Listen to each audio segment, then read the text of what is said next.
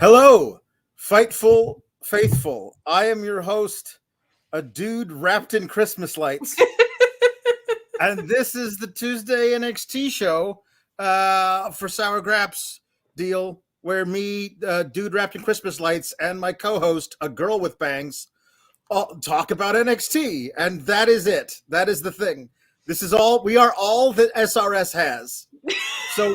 So we got scooped by the Wall Street Journal. If you don't know what I'm talking about, I'm not going to explain it. But welcome.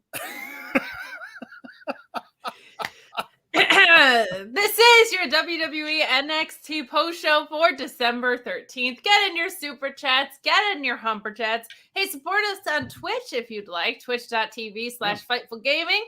Send in your bits that way. And of course, leave a thumbs up on this video, the best free way to support us. And, well, darn it, we're back on our BS. Go over to Fightful Select and read all about this Vince McMahon, I want to come back, and how Sean talked to a million people, and we're all like, nah, we good, bro. Nah, I'm good. I'm good, thanks. He's got more details on that. He talked to people in the company, at the Wall Street Journal, in corporate offices, so find out the details on that at FightfulSelect.com. And, of course, more great breaking news coming out of there. Check it out. Yeah, do. Super chats at the bottom here. Also, humper chats. We decided last Saturday, I believe, for deadline. Yeah. We said this week, all Christmas puns. I know we're kind of jumping the gun a little bit because there's a couple more weeks and there's at least one more show before Christmas, but we'll just do more of them then too, because honestly, there's enough. We got a lot of these already, and I love them. If you aren't familiar with our game, it's wrestling Christmas puns. Yeah, wrestling Christmas puns, like we did ducks one time. And also fish. Oceanic, yeah. Mm-hmm. So if this is your first time here, we're weird. We are. Oh, please. But not weirder than NXT, so it's a time. As a journalist who is also a dude wrapped in Christmas lights, I think we're doing great. So T Electric Mayhem says it's Christmas Punapalooza. Hopefully these weren't said already. I don't care if they were. If they're good, they're good. Mary Piper. Like instead of Rowdy Piper, it's Mary Piper. Big Santa V, not Big Daddy V, Big Santa V. Chestnuts Calhoun, not haystacks, but chestnuts. That's pretty good. Road Warrior Scrooge, not Road Warrior Hawk. Just Road Warrior Scrooge. I guess that's not a waterfowl. I was going to say, how did hawk not come up already? But that was ducks, not birds. Yeah, exactly. See, it's very, very. We were much too limiting then, I think. But also, I just love the idea of I think Scrooge would better fit in Demolition rather than the Ward Warriors, because you got Smash, Crush, and Axe and Scrooge. Just one simple, one syllable name. I'm so Smash into it. And Scrooge. Ring announcer Tony Chimney. Not Tony Schimmel, Tony Chimney. That's good. That's right. I was like, that's a stretch from Shivani, and then I realized what we were doing. Sends other ones in. Santino Mariella. Oh, that's very nice. Fire Rook. Like a Christmas fireplace. Like a fireplace. Demolition Dancer and Demolition Prancer. Like Demolition X and Smash. Bobby Seven Fishes. That's gotta be fish, right? That's gotta be Krampus. You know what's really nice with Bobby Fish is he was around during biblical times, so it has like a special meaning to him when we make Bobby Fish puns. Yeah, because he was the fourth wise man who got left behind. Exactly. He's always not the guy in his stable. No. Yeah. That was the undisputed wise man. He was back in. They also wore red.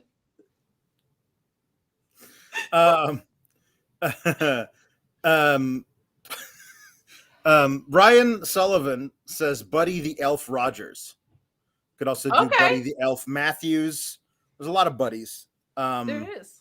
It's really Brian says the fallen snow angel, Christopher Daniels, Braun Snowman, that's great. That no notes about Sasha Snowbanks, Jay White Christmas, Sleddy Kingston. Sleddy Kingston is great. Sleddy Kingston. I got your gifts, partner. Sleddy Kingston. Fantastic. LA Silent Night. My man, redeem these chestnuts. Crushed it. Adam Cole, Coal. I love the ones that write themselves. Santa Escobar, Candy Cane, Big Tree. Big Tree Langston, a legend, really. Re-ho-ho-ho. 12 Days of Christian Cage. And Dom saw mommy kissing Santa Claus. Banned, blocked. Yep. Yeah. You owe us $40 more. No, but seriously, those are some good ones. Sleddy Kingston is S tier. CO Saint Nikolai Volkov. That's very good. Not Gordon Soley, but Gordon Winter Solstice from Ryan Sullivan.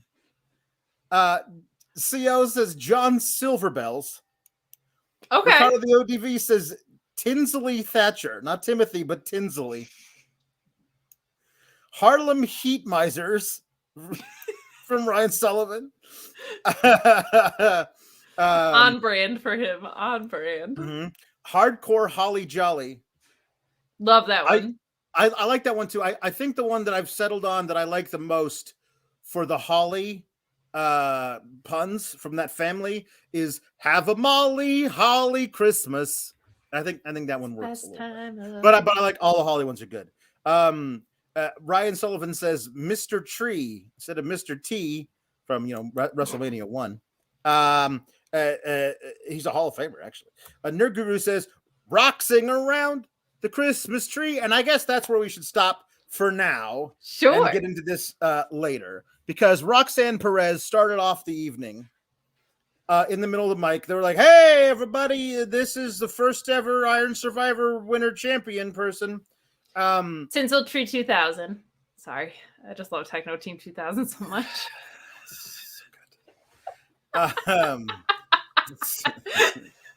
So the we should talk about wrestling now. We should. She's out there to give a hey everybody, thanks for supporting me. You rock. Like a you people promo, but it's a good one. You people are great, hey. And thank you for supporting me. You people are the best. That's what I like to call a universe promo. We have you people for when they're bad, and then the WWE universe for when they're good. We then got Jason Waller showing up in a 20-year-old Hummer. So he's as timely as ever. He is kind of a mid-2000s douchebag, though. He really is. No, he don't.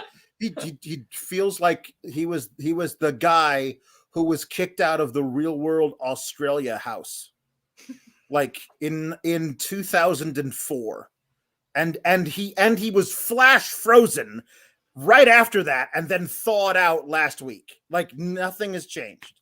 Last week, and then they gave him a cell phone and they figured out Instagram. He's like, where are all the girls in velour tracksuits that say juicy on the butts? Where are they? Where's my Razor phone? I'm so confused. Where did they go? He says. He interrupts. He decides he's screaming, "Give me a mic! Somebody park my car!" Which is a 20-year-old Hummer. I want to reiterate that. And then he goes in through the back and up the back stairs to the Raven's Nest, and he starts cutting a promo about how great he is. And finally, it's one of those I'm sure you deal with this on an almost daily basis, where the douchebag guy shouts over a woman in a meeting. That's basically what this is, Yeah, but there's one fatal error in this stupid promo. Roxanne says, "I won from the one position," and he goes, "You had to go in first because you had to be in there the earliest because you're so young. You had to go to bed early." The match ends at the same time for everybody. That's kind of the thing. The whole promo's dumb. and it really felt like this. Like they had planned to do something, and then, holy shit, we can't do that anymore. We have to do something else. This whole thing with Grayson Waller and Roxanne yelling insults at each other from across this meager arena, right? Yeah. And I'm like, and then Braun Breaker comes out to yell at Grayson Waller. I think we all had the thought main event mixed tag match. And main event mixed tag match, like, oh, nobody wants that. But it feels like they had that plan set in stone until 20 minutes before showtime. And then someone said, whoops, nope, we got to do the main event women's title match tonight, not at New Year's Evil, because we have serious plans somewhere else for Mandy Rose. That's what it felt like to me. The whole night just felt very, very odd. Did you laugh at the same one I'm laughing at? Mm-hmm. Hold on one second. Hold on. Don't do anything. Don't do anything. You leave that right where it is. Chi-Town Spurs says Minoru Suzuki, which is fine. We are a multi-denominational show here. Of course, yeah. These are holiday puns, not Christmas. These are holiday puns, not necessarily Christmas puns, but holiday puns. Minoru. Why do you think I went for him? He's a nice Jewish boy. Look at him. He's the kind of guy you could bring home to Bubala. And she'll be like, oh, what a good, you should marry him. He's obviously a very nice boy. Minoru Suzuki. That's why I went for him. Known for being a very nice boy. Not affectionately referred to as murder grandpa in present day. Listen, he's a murder grandpa now, but when he was younger, he was very nice. Look at the look on his face as you say that to me, Linda. My God. Hey, my sister who doesn't watch wrestling, which is the only sister I have. Mm-hmm. I'm the only one in my family that watches wrestling, as well documented. Mm-hmm. She's got a little bit of a Takeshita on Takeshita, like we all do. Mm-hmm. But I told her like that he just got signed in the States and moved here, and I told her about his Cinnabon thing, and then I showed her the picture of him in front of his neighbor's tree, because I guess his neighbor invited him over to decorate the tree. Mm-hmm. And she was like, he's not unattractive. He's very handsome. So there you go. My sister learning so much about wrestling via who she has a crush on. Andradel the Giant from Chi-Town Spurs. So when Braun Breaker comes out and then he leaps the barricade and then the weird sneeze guard they've got beyond the barricade. He jumps both of those things to chase after Grayson Waller, leaving Mandy Rose ample opportunity to hit Roxanne in the back of the head with the title belt. And then they go backstage for a segment, which feels odd that they would do that. Well, we got Grayson Waller and Braun Breaker having like a shitty chat on the mic, right? Right, yeah, but who cares? Like, it was just Grayson Waller going like, "Oh, how does it Joe feel, mate? Hi, this is me. I'm Grayson Waller. I'm obnoxious to a fault.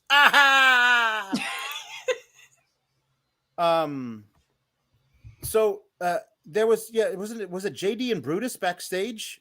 Like, JD was getting treatment in the trainer's room, and Julius is like, hey, if it wasn't for you doing that stupid thing to my knee, then I'd be able to wrestle. And JD was like, yes, that's called me trying to win the match. I don't understand what the deal was. That's the point. Yeah. Yeah. And anyway, so they have Brutus and JD McDonagh have a match later, but sure does feel like they may be considering splitting them up of late. Like, it's been a lot of solo matches, and I think they really are aware of where Julius Creed is at. This was so weird though when JD McDonough was like laying there diagnosing himself. He was like, "Let me guess," and then was like contusion on the right side or whatever. I was like, "You are one Clarice away from being Silence of the Lambs, you little weirdo," and also just annoying. Let the doctor do his job. Nobody likes that guy. Yeah. So I know I'm not supposed to, but still. right. Yeah. They're really milking this. Julius Creed wants to wrestle through his injury, huh? Yes, they are. It's like week 3 of it. I feel it like really is. Here's well, if I had to say, who is New Day going to transitional champ the belts to? If we all think New Day's losing those belts before the Rumble. Ish. I would hope the Creeds. No. They're going to transitional champ the belts to Veer and Sangha. And then leave it to the Creeds to take the belts off of Veer and Sangha. That's what it feels like. Because they're not going to transitional champ the belts to a babyface team. Because that's the biggest heat you can get is having the heels beat down the New Day. Because, spoiler alert, we're going to talk about later. New Day ridiculously over in the PC. Who would have thought? And leaned into the PC. We don't always see that. Like, no, yeah, they leaned into the crowd that was there, which was nice. Hey, do you remember who I thought was a shoe-in for Veer and Sangha to be bodyguards for? It was Jingle Mahal. Thank you, CO. I like that one. That's very good. That's of course, very good. Rudolph Ziggler, always going to be a great one. I'm American assuming we're going to get that one at least 10 times between now and Christmas, and it's always going to pop me. It's great. Always welcome. So we go from that weird backstage in the training room sequence to back to the ring. Roxanne pulling herself up onto the ropes. It's been like 2 minutes. And Mandy Rose is still standing at the bottom of the ramp. This was so... I forgot like that happened. And then between it was like, did she fall down? Like, why is it... What happened? So long to get to her? That's so true. Why is Roxanne's legs don't work anymore? Yeah. I forgot what happened. Oh, no. This reminded me of the pacing of main roster under Vince toward the end, where it would be like, they're just in the ring for 10 minutes after they play their entrance or whatever. It felt very much like that. Yeah. Anyway, she says, I don't want to wait until New Year's Evil. I want to face you for the NXT Women's title tonight. And Mandy Rose says, that's what you want? Then that's what you get, which is not at all her character.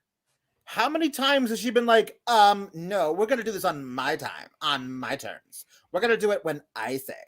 Yeah, but that was before we were putting respect on her name. And Alex, don't forget the golden rule that if a woman in WWE wins a title shot via a briefcase or the Iron Survivor match, apparently, they just refuse to let that last more than like 9 days. Right.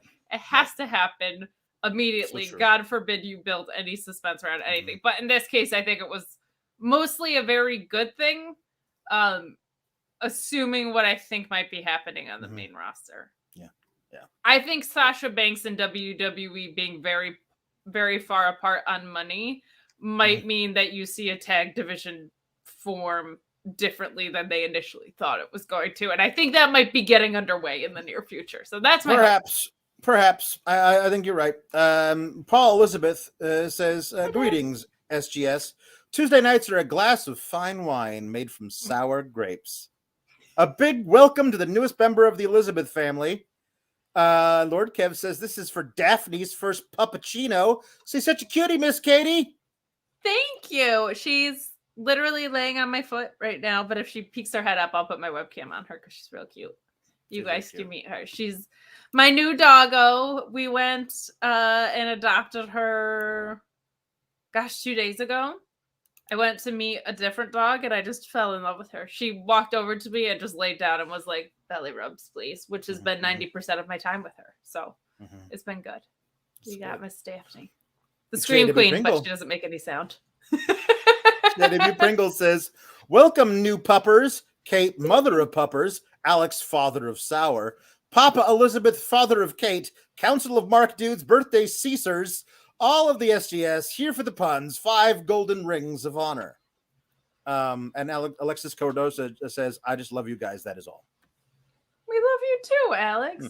Also, I love that the more ridiculous our community grows to be, the more JW Pringle is going to have to just buy more characters because the titles keep getting long. So yes, unintentionally ripping you off. But we thank you, Sir JW Pringle. Ryan Ben says, my thanks to the whole Fightful family for keeping me up to date this weekend while I was visiting family in Trinidad.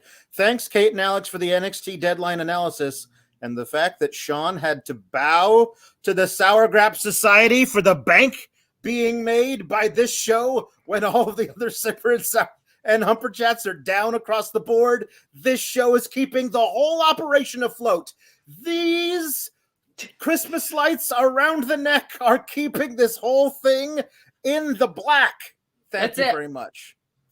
Yeah, I got to do, it was very fun because Deadline ended up being a lot better than I thought it was going to be. But I got to do the ROH post show too. And I was like, it'll be nice to have a good one and then probably a not so good one. But they ended up being okay. And ROH I thought was great. Yeah. Nurguru, Roxing around the Christmas tree. Chris Pereira, Blitzenkrieg. Or Blitzkrieg, that guy's great. Blitz Donner and Blitzenkrieg. Rudolph Ziggler, got that one. True Infamous, thank you very much. Again, we're going to get that one a lot. Chris Pereira says Grinch McMahon. Not Vince McMahon. Grinch McMahon is really good. That's a really good one. That's a really good one on several levels.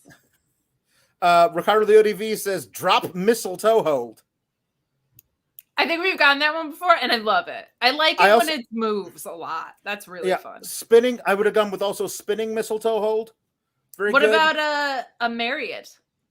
Yeah, we've done that one before. I like that one a lot too. Oh, did I really? Yes, you did that one. Marriott.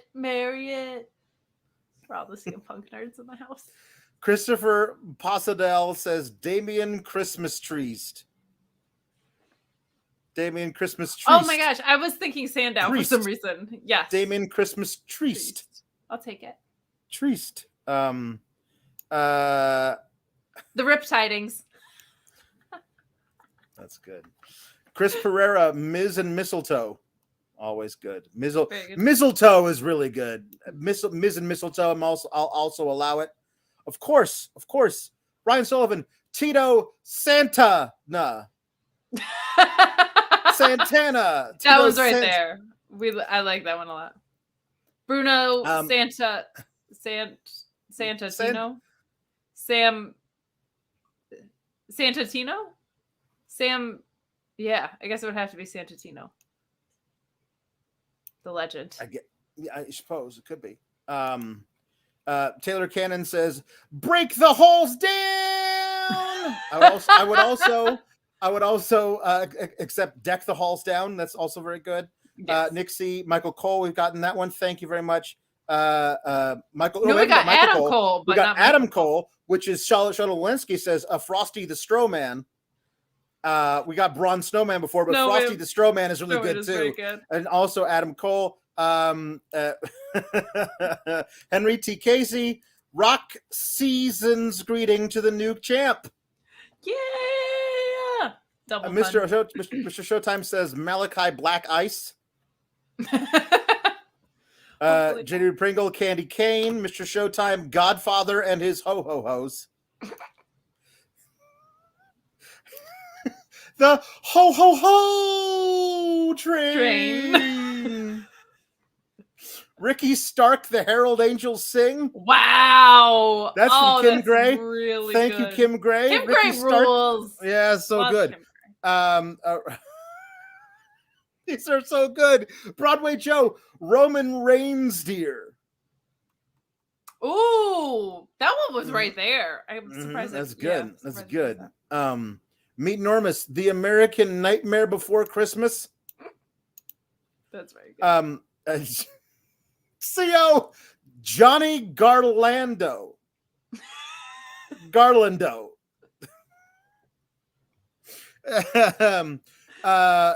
Christmas. Ricardo the ODV, Daniel Garcia, the Dragon Slayer. Ooh, very good.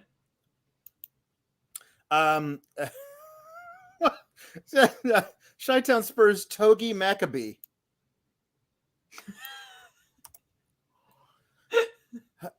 A deep cut. I appreciate Ryan Sullivan, Stanta Hansen. I think, yeah, it would have to be Stanta. Stanta Hansen. Nerguru says feeling clausy instead of feeling oozy. Yeah, That's trash, but we'll take it. okay. Chi-Town Spurs, Hanukkah Hurst Helmsley. The HHH. The HHH, of course. Sometimes the CHH. Sometimes it's true. Chanukah Hurst Helmsley. Ryan Sullivan says, I was bad. I only got George Hackin shit for Christmas. We are now at 69 Christmas puns. Nobody send any more. No, send 100 more. Yeah, send 100 more. There you go. Caden Cease, Santa Ross Sapp. Santa Ross Sapp. We have to play with that.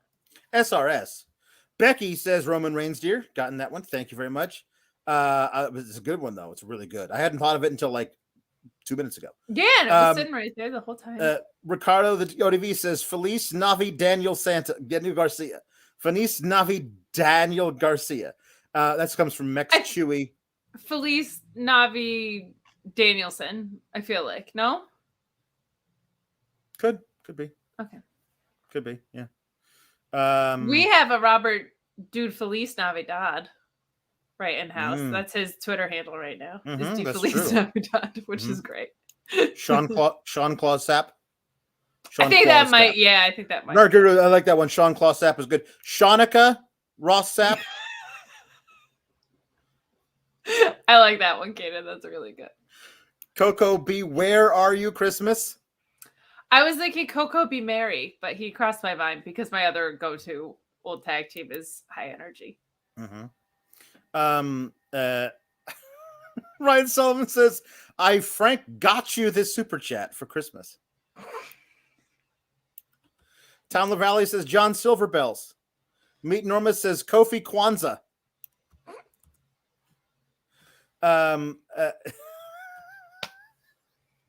Tom LaValle says Quangza. Remember Quang? Oh my gosh. Quangza. Festivus. Now Luke Gallows? Oh, Festus. Not Festus, but Festivus. That's good. Wow. That's some great one. Okay, that's going deep. That's good. All right. I've heard it said that CM Punk is Christmas Man Punk. But I feel like he's on the naughty list. I think we're missing the beginning of the Nicholas Start. Is there another Humper chat that has the beginning of all of the 12 days of Christmas as 12 days of Christmas puns? Because I don't want to start right at the beginning here. Shala Walensky says Adam North Pole. Okay, yeah. That's a good one. All right. You didn't take the easy way out, and I respect that. Mr. Showtime says Doink the Elf. I got better. I got a better BRB. He says, "Here's one I got. I got one for you. I got one for you. Here we go. This is the one I came up with today. Elf TR. Ooh, Elf. I like that one. I was really good. Was very proud of myself for Elf TR. You should be. We Three Kingston is one I also thought of. For Kofi or Eddie. What about Adrian Abominable? That doesn't really work. I was gonna do like an Adrian Adonis. Adam Abominable. Oh, there it is. Yeah. Adam Abominable. Thank you. I appreciate it. Thank you. Very good. And also another thing that Brian Clark once was a gimmick: wrathing paper for your Christmas. Ooh, that was an underrated Brian Clark run. Yeah. Wrathing Paper and Adam Abominable. I'm very proud of those two. Thank you. My God. I know it wasn't super chatted, but who said, oh no, it was JW Pringle Ornament Hook.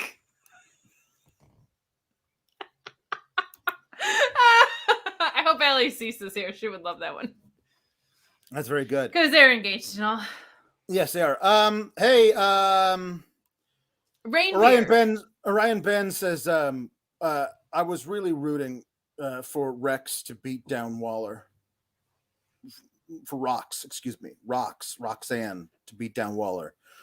I mean, if they had done what I assume was the plan up until right before the show started, was to have a mixed tag main event, I have no doubt that Roxanne Perez would have gotten a shot in on Grayson Waller. But as soon as he tagged out to Mandy Rose, so as soon as Mandy Rose tagged out to Grayson Waller, Braun Breaker would have had to get in. That kind of a thing. It would have been really bad. Only Rhea Ripley is allowed to beat up dudes, and even that's only a little bit. That's right too. Paul, like I this is very, very, very. I love this, because this I believe was placed erroneously by Luis, but I love it anyway. Paul Elizabeth super chatted in, "What are you doing New Year's Evil?" And that is both a question to the booker and also a fantastic pun. No, my dad would be right there with that. That makes sense. I don't think that was an error. What are you doing? We were a big Karen Carpenter household growing up. Evil. And that's a good question for the booker. I guess we'll just have Roxanne defend the title against somebody else. But Tiffany Stratton. Probably. Stone Cold Steve Clauston. Stone Cold Santa Clauston. That might be too hard. Adam Snowman Page. I love that I just shout out Christmas things in the middle of our talking about sincere stuff. They announced over the weekend the title shot will be at New Year's Evil. There doesn't seem a reason to push it up a month. Also just out of the blue, and then do the title shot out of the blue, unless you're actually, and the title change out of the blue, unless you have specific plans otherwise. This just feels like a whoops, we got to do this now thing.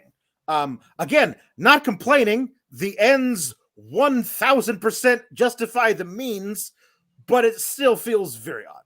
My just gut feeling is Humperchats.com, Jeremy Bauman, Humperchats.com.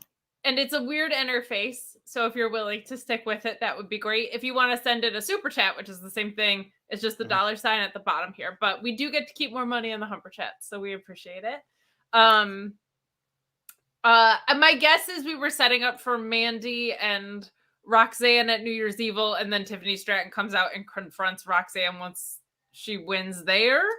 But they must want to call Toxic Attraction up. I'm guessing they want to call Toxic Attraction up as a unit to SmackDown, because it seems like there's now maybe a little bit of effort around the tag division, so that just makes so much sense to have them there. Right. To be a toxic distraction. We have so many Christmas puns. Okay, here we go.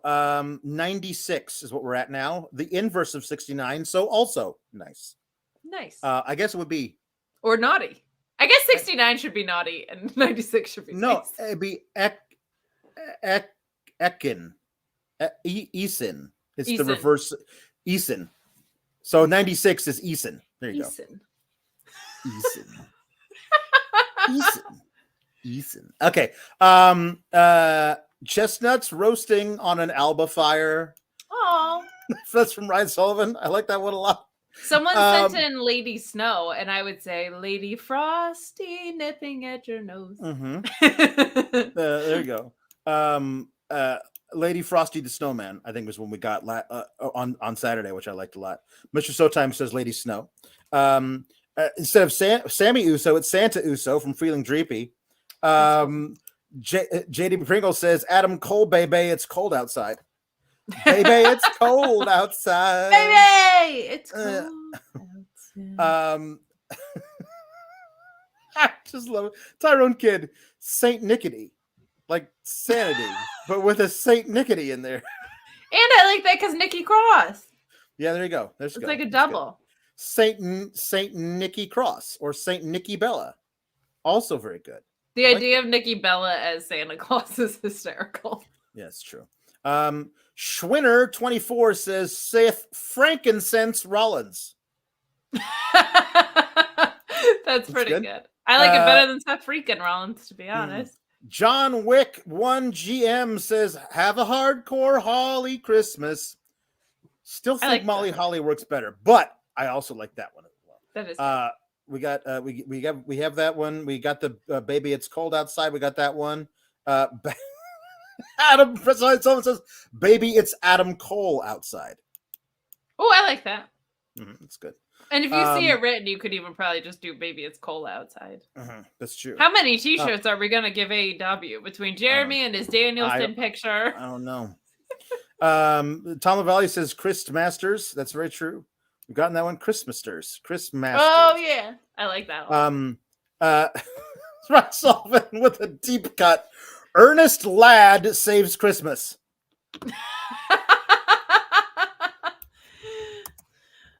Ernest saves Christmas, coming to get the flick out of here next week, probably. Whenever. I watched it with my daughter this past weekend. You did, and she really loved it. She thought Ernest was very funny, and so did I. And therefore, she gets it from me. Ricardo the ODV says, "And a Moxley in a pear tree." I feel like and a partridge in a Moxley. Possibly. There's something there. We got the ornament hook one. Ricardo the ODV says, it's a new Xmas Day. Yes, it is. Very good. And topical for tonight's conversation. Nick C. Missile Tony Schiavone.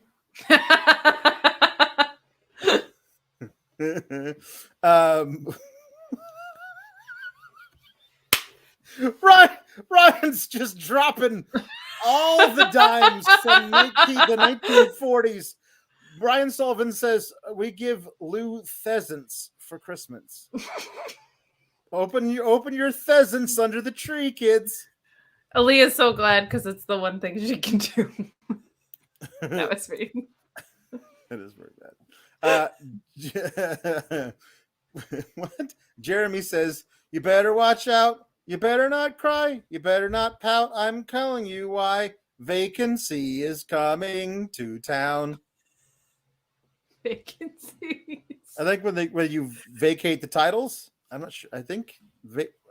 Oh, just like the little shadow dude. He's a legend. I respect that. Yeah, it's true. CO Meli Kaliki Malachi Black.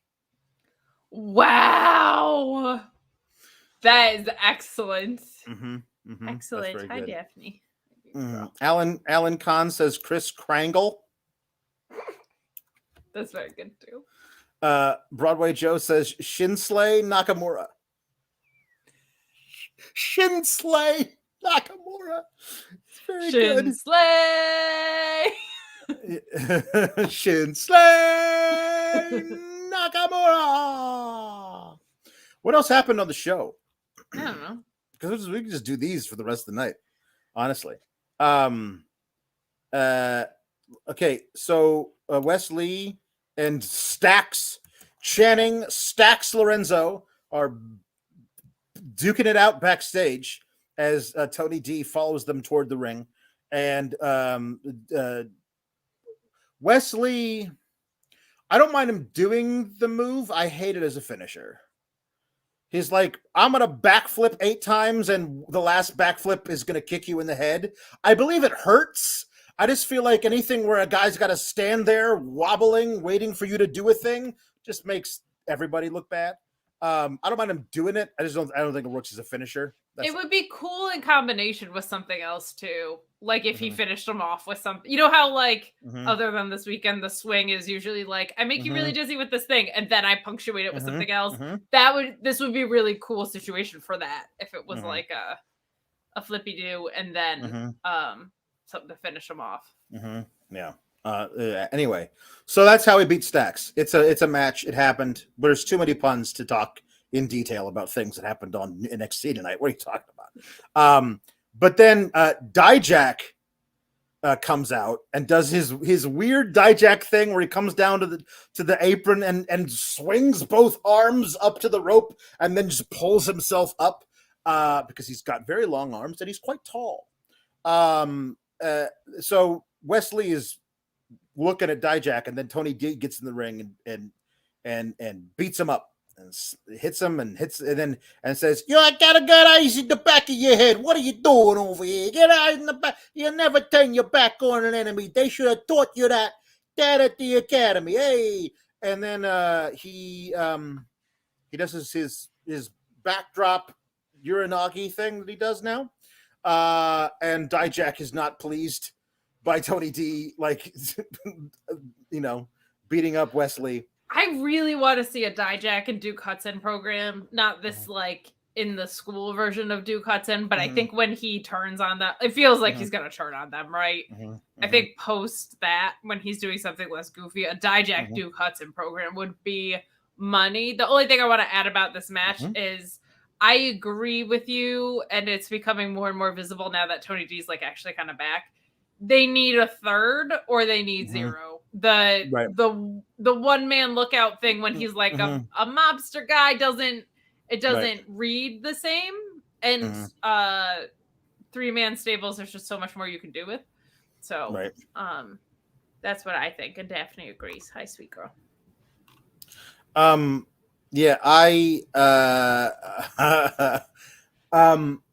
I'm happy for Wesley versus Tony D'Angelo for real. I'm happy for Wesley versus Dijak. I'm happy for a triple threat. It does feel like we ain't getting that until New Year's Evil, which is, again, a month away.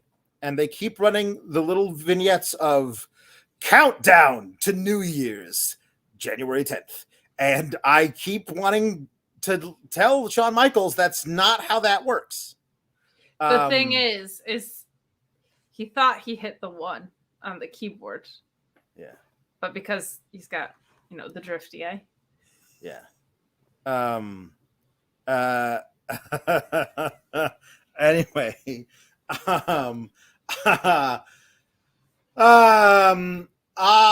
Yeah. It's just an odd little build that they're doing to this North American Championship thing. It does feel kind of like it's separate from everything else. But yeah, fine, whatever. We have lots more of these to do. Dijak rules also. And that match, I think, overall, like in ring chemistry wise, that should be very good. There we go. From Nicholas Starhart. On the 12th day of Christmas, Jericho, Dude Love gave to me. Christmas Jericho. Oh, on the 12th day of Christmas, Jericho, Dude Love gave to me. My true love. My Dude Love gave to me. 12 Elias's drumming. 11 Pipers pitting. 10 lords named Regal. 9 Lady Frostings. 8 milk trucks spraying. 7 Swantons bombing. Oh, very good. 6 gobbledygookers. -5 stars. Laying 4 cold spots, 3 French Canadians, 2 UCOs, and a massive bump off a tree. Beautiful. He says, "Hope this made you guys smile." It did. Very much so. The Swantons was my favorite, I think. Also, Grandma got run over by a Roman reindeer. All I want for Christmas is you, brother. He said Hulk Hogan point, and that's how I did. So here we go. Nathan Fraser fir. I've never had a Fraser fir tree. I'm allergic. I am also very allergic to Christmas trees. It took me until I was 9 years old to my family to realize that, our son is sick for Christmas every year. He's horrible, sneezing and everything. And I think finally, we figured it out when I was like 5, but it's so hard because everybody's sick around the holidays anyway. But yeah, there's like, then you're having a reaction to the tree. The thing of it is that we lived out in the woods when I was growing up. So we would literally walk across the street and there was just open woods with Douglas fir trees growing everywhere. And my father would take a chainsaw like Clark Griswold and cut down a Christmas tree, and we'd drag it across the street to our house, bring it in through the front door and set it up in our, we had my mother's father was an architect and a contractor. He designed this house and built it with his 4 sons and my father. And the front room had huge vaulted cathedral ceilings. So we got a 14-foot Christmas tree every year. Gigantic thing. And it was just full of pollen. And I was like, Merry Christmas, Mom. Merry Christmas. Merry Christmas. Merry Christmas. So we got a nice fig tree now. I get fig trees all the time now. But it's a great. good one. It's much better. You're just like, much better. Much better. No needles. Alpha Bill says, not in the greatest of moods. We're sorry about that, Alpha Bill. So send all your good vibes to Alpha Bill. Dante Cheer. Not Dante Chen. Dante Cheer. I am impressed that you found it within yourself to send a cheer super chat when you're having a rough day. Mm-hmm. We're going to manifest that cheer for you. Mm-hmm. Yeah, that's good. Slim Saint says, you're a bad fa la la la la la la la lather. And also for the other day, the Mom Erics. Not the Von Erics, the Mom. Oh, the Erics. Mom Erics. Ooh, very good. For our absolute tag team they're going to do based on being a mom for Becky Lynch and Candice LeRae. Right. I still say the Legion of Womb, but the Mom Eric's also very good. Tom LaValle says Ray Phoenix Navidad. Phoenix Navidad. Phoenix Navidad. I keep saying Lavidad. It's not actually. No, you can't do that. I could see him like doing insane shit in the ring to that song. It's true. Yeah. The only match to end this feud, bells in a cell. I don't get why it's its own pay-per-view, but it's, you know, make it work, you know? This month we're gonna have 4 bells in a cell matches. Ryan Sullivan says Winter Mr. Wonderful Land. Paul Orndorff. A stretch. Mm-hmm.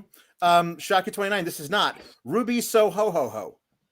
Oh my goodness. See, I don't even know. I don't know if Ruby So Ho Ho Ho is better than Re Ho Ho Ho, but they're both on the same roster. They can fight about it. They can. I think it's because her theme has Ruby, Ruby, Ruby, Ruby So Ho Ho Ho. Mr. Showtime says Zack Red Rider BB Gun. Excellent. Zack Ryder BB Gun is very good. You'll shoot your eye out. Yes, you sure will. Ryan Sullivan says, Felice Navi, you're not my real dad. As sung to Ray by Dominic. I don't have a Dominic impression. Here it is. I'm Dominic. I'm stupid. Mommy, it burns. The girl who debuted tonight has a frog splash that kicks mine out of the water. Man, I'm Ray. Felice Navi, you're not my real dad, Dad. That's my Dominic impression. It's very good. Thank you. Actually, no. What my one I did last night was just Jerry Lewis. Oh, it burns, mommy. Oh, the mist that burns my eyes. Oh, that's it. JW Pringle says Jack the Little Jungle Boy Perry Rumpa Pum Pum. The Little Jungle Boy. The Little Jingle Boy. Yeah, the little. No, yes, could be Jingle Boy or the Little Jungle Boy. Pa Rumpa Pum Pum. Alpha Bill says, and one more, Humbugto. Not Humberto. Humbugto. Thank you, Alpha Bill. Feel better, buddy. Chris Pereira says, Hark, Now hear the angels sing, a sting was born today. Oh, Mhm. and the legend was born. We three stings of Orient are. That would be Surfer Sting, Mhm. the Crow. And Crow Sting and Joker Sting. There you go. Perfect. The 3 stings. That's a t-shirt. That's a t-shirt. We three stings. So I cannot draw. I swear to God, if I could draw, I would draw it tonight. Surfer Sting, Crow Sting, and Joker Sting carrying like frankincense, gold, and myrrh on a t-shirt. We three stings. God. I like you know my style of stuff that I wear at Christmas time. My amazing Wet Bandits in the style of Super Mario t-shirt that I got. I bought that immediately. If I found a We Three Stings with Surfer, Crow, and Joker, and they're all carrying gold, frankincense, and myrrh, and they got a couple of camels in the background, I would click Insta-buy on that thing. Oh, and my God. they're going to meet little baby Darby in the manger.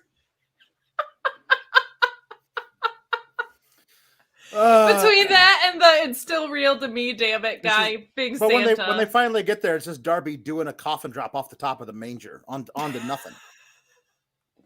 Onto hay. Mm-hmm. The hay's been moved. He's just doing it to nothing. There's a body bag for some reason. Don't really know why. Graham B says Hana Kimura. Oh, very good. Very good one. Mm-hmm. Rest in peace. Nick C says Kenny Snowmega. Kenny, by God, Snowmega. Thank you very much. By God, Snowmega. Ruby Snowho. Ah, that's fantastic. Ooh. Patrick Short, thank you. Ruby Snowho. We're at 119 at this last count. 50 more and then 0 more. 200 more. I want to just shove this right in the face. Because I like Sean. the cheap joke that no has the horny senses of a prepubescent boy. Just like I like to make dick jokes to set up our segues into our wonderful sponsor in Bluechew. Hello. Is your penis limp? Would you like it to be erect? Fortunately, Bluechew.com and the code Fightful is going to help you out an awful lot. Maybe you're having trouble with that. Maybe you just want the confidence. Well, Bluechew.com and the code Fightful is right for you. Free. Your first order is free. You just pay $5 shipping. There are a few other steps you go through. You consult with the online physician. If approved, it ships straight to your door in a discreet package. But your first shipment is free with the code Fightful. It's got the same active ingredients as Viagra and Cialis, so you know they work, but they work on your schedule or whenever you're not ready and you want to be ready, whenever the mood arises.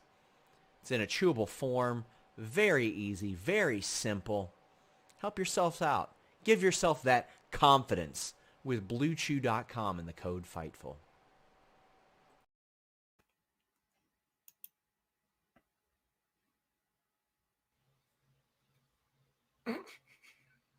Oh. Is that Santa Mop? Yeah. It's very good. I think it was actually Rip Fowler because I had the one eye contact thing. It's Cyclopsmus. Anyway, we're fun. We have fun here. That's all we have here. We don't That's really it. actually do any work.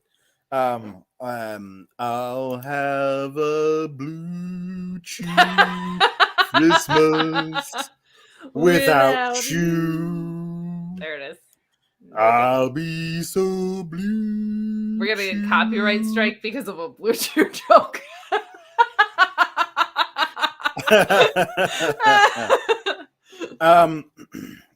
Okay. New World Ornament. Degeneration Xmas. Nick C. S tier stuff, man. Excellent. That's New Excellent World staples. Ornament is really, really, really good. Yeah. This show wasn't, so I'm not talking about it. Hey, backstage, Duke Hudson was talking to Drew Gulak and shook his hand, and then Andre is like, "What was that? What are you doing? Don't you're not allowed to shake people's hands. I am an educator and also very calm and good at my job. And Thea Hale is like, I'm not on cocaine. And that was the whole segment. I don't know what to do with that. Like Hudson says he's gonna fight Damon Kemp. And then later he does. Andre Chase apologizes for being short with Duke Hudson last week. I liked the transfer portal line. That did admittedly poppy. That was funny. Right. She just goes, transfer. A bit much. Yeah, it's growing on me every week. Around The Christmas tree. That's like so SGS specific. I love that you're in the know. Hey, Toxic Attraction versus Ivy Nile and Tatum Paxley ended in a no contest when Ivy Nile got tossed over the announce desk onto the TikTok tag team, the champions, who were sitting there watching. And then there was a big fight, and everyone got in a big thing. And then later they fought each other in the back again. And a triple threat tag title match is next week, which Toxic Attraction will lose because they're going to be on SmackDown. That is what I've convinced myself of this. I think so too. Which is fine. That's actually a productive way to go out because they have clout. There's not a lot of other teams. Mm-hmm. So go for it. There you go. Yeah. Double Vest and the Beach are backstage. Double Vest is Beach is very concerned about his shirt. Hey man, do you think this shirt fits? I tore the sleeves off as is per our custom, but I wasn't sure about the rest of it. Is it too loose? I don't know what's going on. And Fallon's like, hi dad. Yes, thank you. I'll talk to you later. My dad's having really bad things, about the bar. Is it a burn down? There's what you can't make rent? What's going on?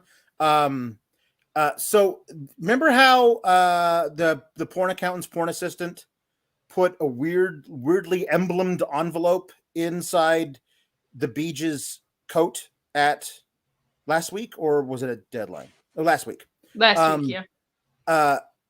That's just not part of the thing anymore. Because later in the night, Kiana James walks up to him and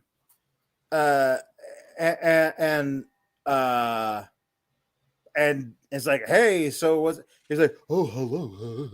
Doesn't make any, like, he's like, did you get my note? Or I read the thing, or what none of that. So the letter that was put in his jacket meant he never read it. I don't think he can read. Like it's a very odd little thing that they're doing with him. But yeah, so there's another thing that happens with Double Vest at the Beach. We'll talk about it later. But can we just get it out of the way with now? This is so stupid. It's so bad. It's so poorly acted. It's so poorly written. It feels like in 8th grade where they were like, you've discovered a video camera. Go do a sketch. It's terrible. Well, yeah, when Kiana James walks up to him and he's like, hi.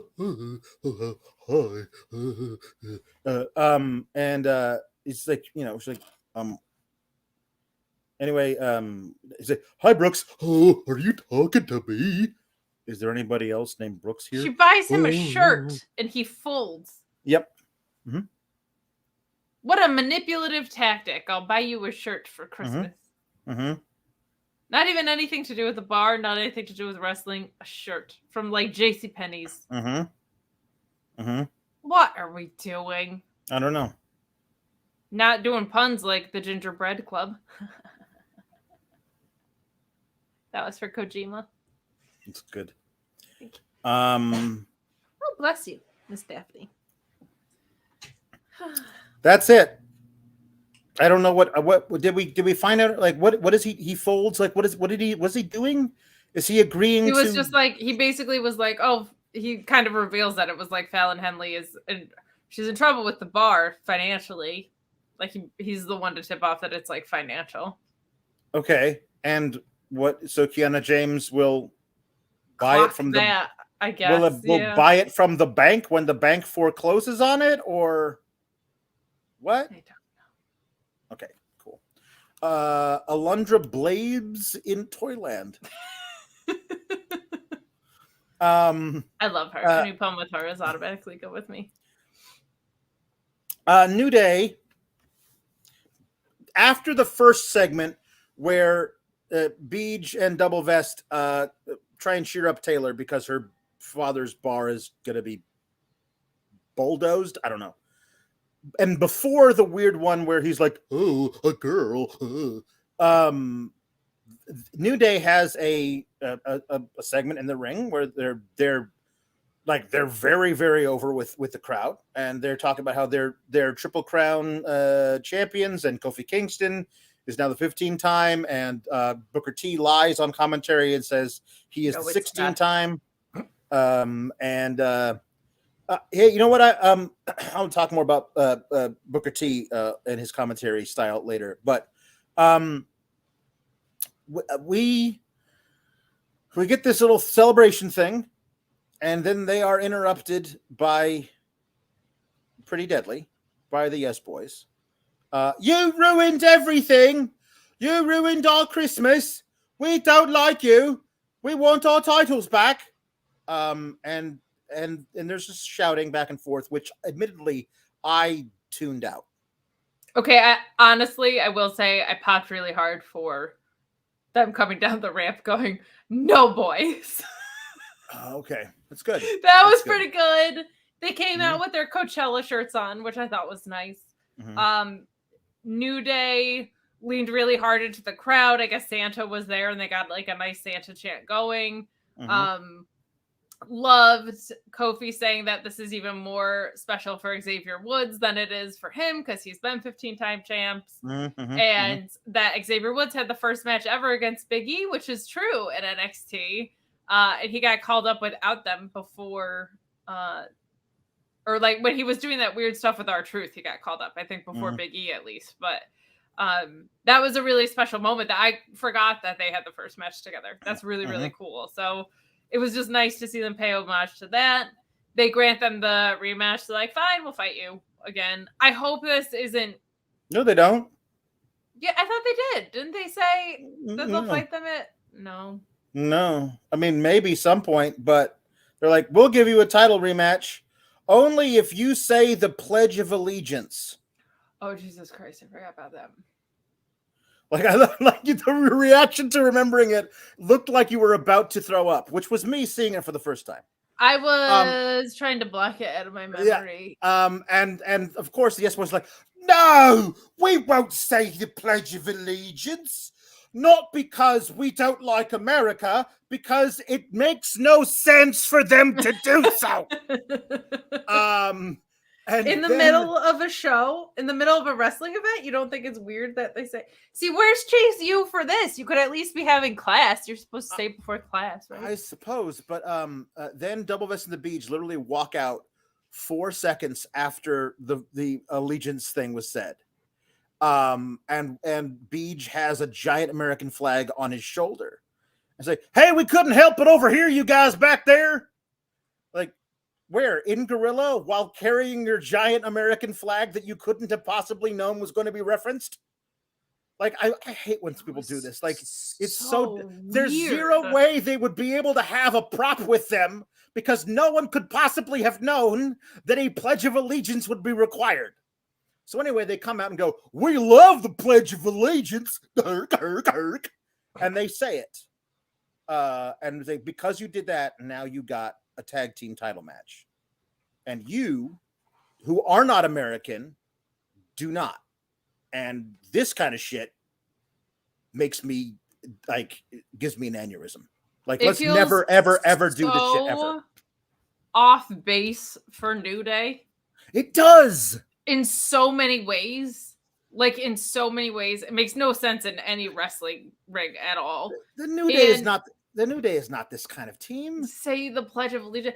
This felt like the way this felt like something that if the Double Vest and the Beach were tag champs, they would make the foreigners say the Pledge of Allegiance. That's exactly it. They are. And it would lead to a flag match, and that would be it. They would do a dumb flag match, and it would be stupid, but it would make sense.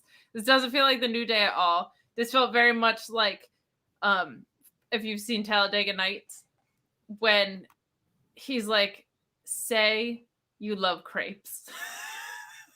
The French driver who's played by Sacha Baron Cohen. Mhm. And he's like, I won't say it.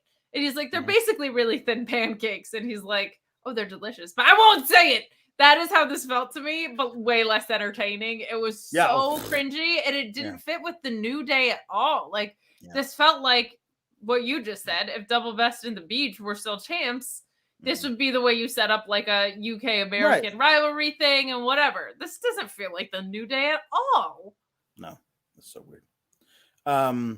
Orion Ben 666 though says Kofi versus Booker T at WrestleMania. I can dig that.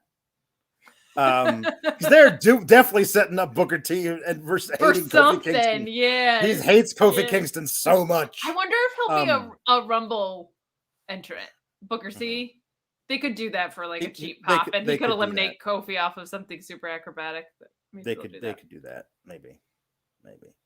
It does appear as though Booker T is counting his TNA tag title to put himself over the top as WWE tag titles, because he did have one there. So God love you. God love you. Trick and Carmella were thirsting over Angela Bassett on their phones, and then Trick was like, Axiom posted a picture of him doing a moonsault and you looking on aghast. He doesn't say that word because he doesn't know that word, but Hayes says he's gonna go and get the match. I'm gonna delete Axiom. Yeah, well, you delete the picture, and I'm gonna delete his ass. And so they got a match: Axiom versus Carmelo Hayes 1-on-1 next week, which is gonna kick all kinds of ass, and that's it. Someone's in Booker Tree in the chat. Booker Tree's really good. Oh Booker Tree, Booker Tree. Thy commentary is so bad. Oh, I tweeted and I stand by it. I've never heard someone say that's what I'm talking about in reference to nothing. Like, I have no idea what you're talking about, and you say that's what I'm talking about so much at any point. So I don't know if you mean a move. I don't know if you mean a specific wrestler. Very excited for a match between Carmelo and Axiom for sure. And I don't like a social media play setting it up, but I did like Mello saying, like, I didn't win, but I don't miss. And Trick saying, like, look at this picture. This looks like you missed, bro. Like, I actually really liked that Trick was, like, kind of keeping him in check there. I thought that was so much fun. And I don't like social media setting up matches. I like matches being set up by someone who sets up matches. But I did like that he was like, you got to get out there and say face. You got to go kick this guy's ass. Like, that felt authentic and fun. Like, I really like that. And that match is going to rule. So that was one of the better segments that we saw tonight, I think. Him being like, send me that photo, then delete that photo. And I'm going to delete him. And it's like, it's on Twitter.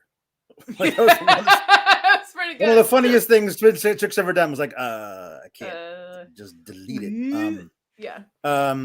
Odyssey Jones defeated Von Wagner. That's good.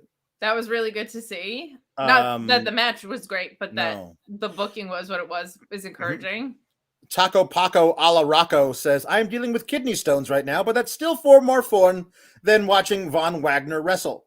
Oh my God, I'm so sorry. Kidney stones. Did you also watch Von Wagner wrestle? Because somebody should knock you out with laughing gas or something. You deserve a break.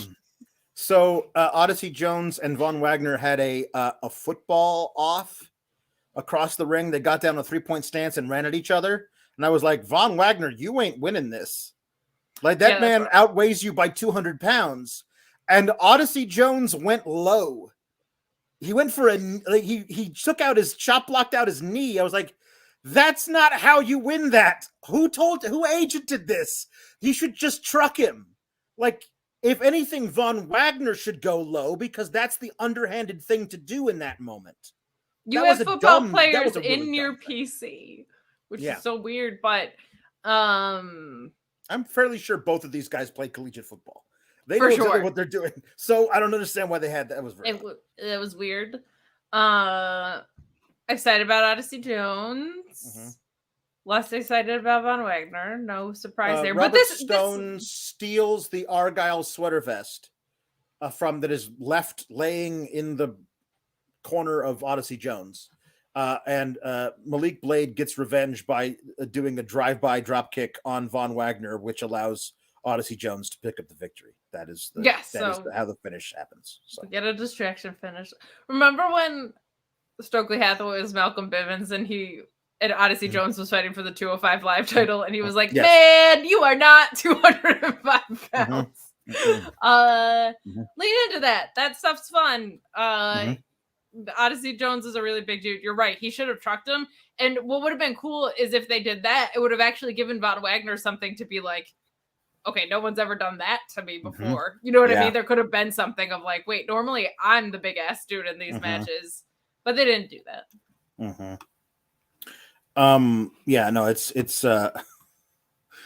It's weird. Not as weird as like Nikita's TikTok, which is like, here is me cheering for somebody I do like. Here is me booing somebody I don't like. Here is me reacting to the winner of the match.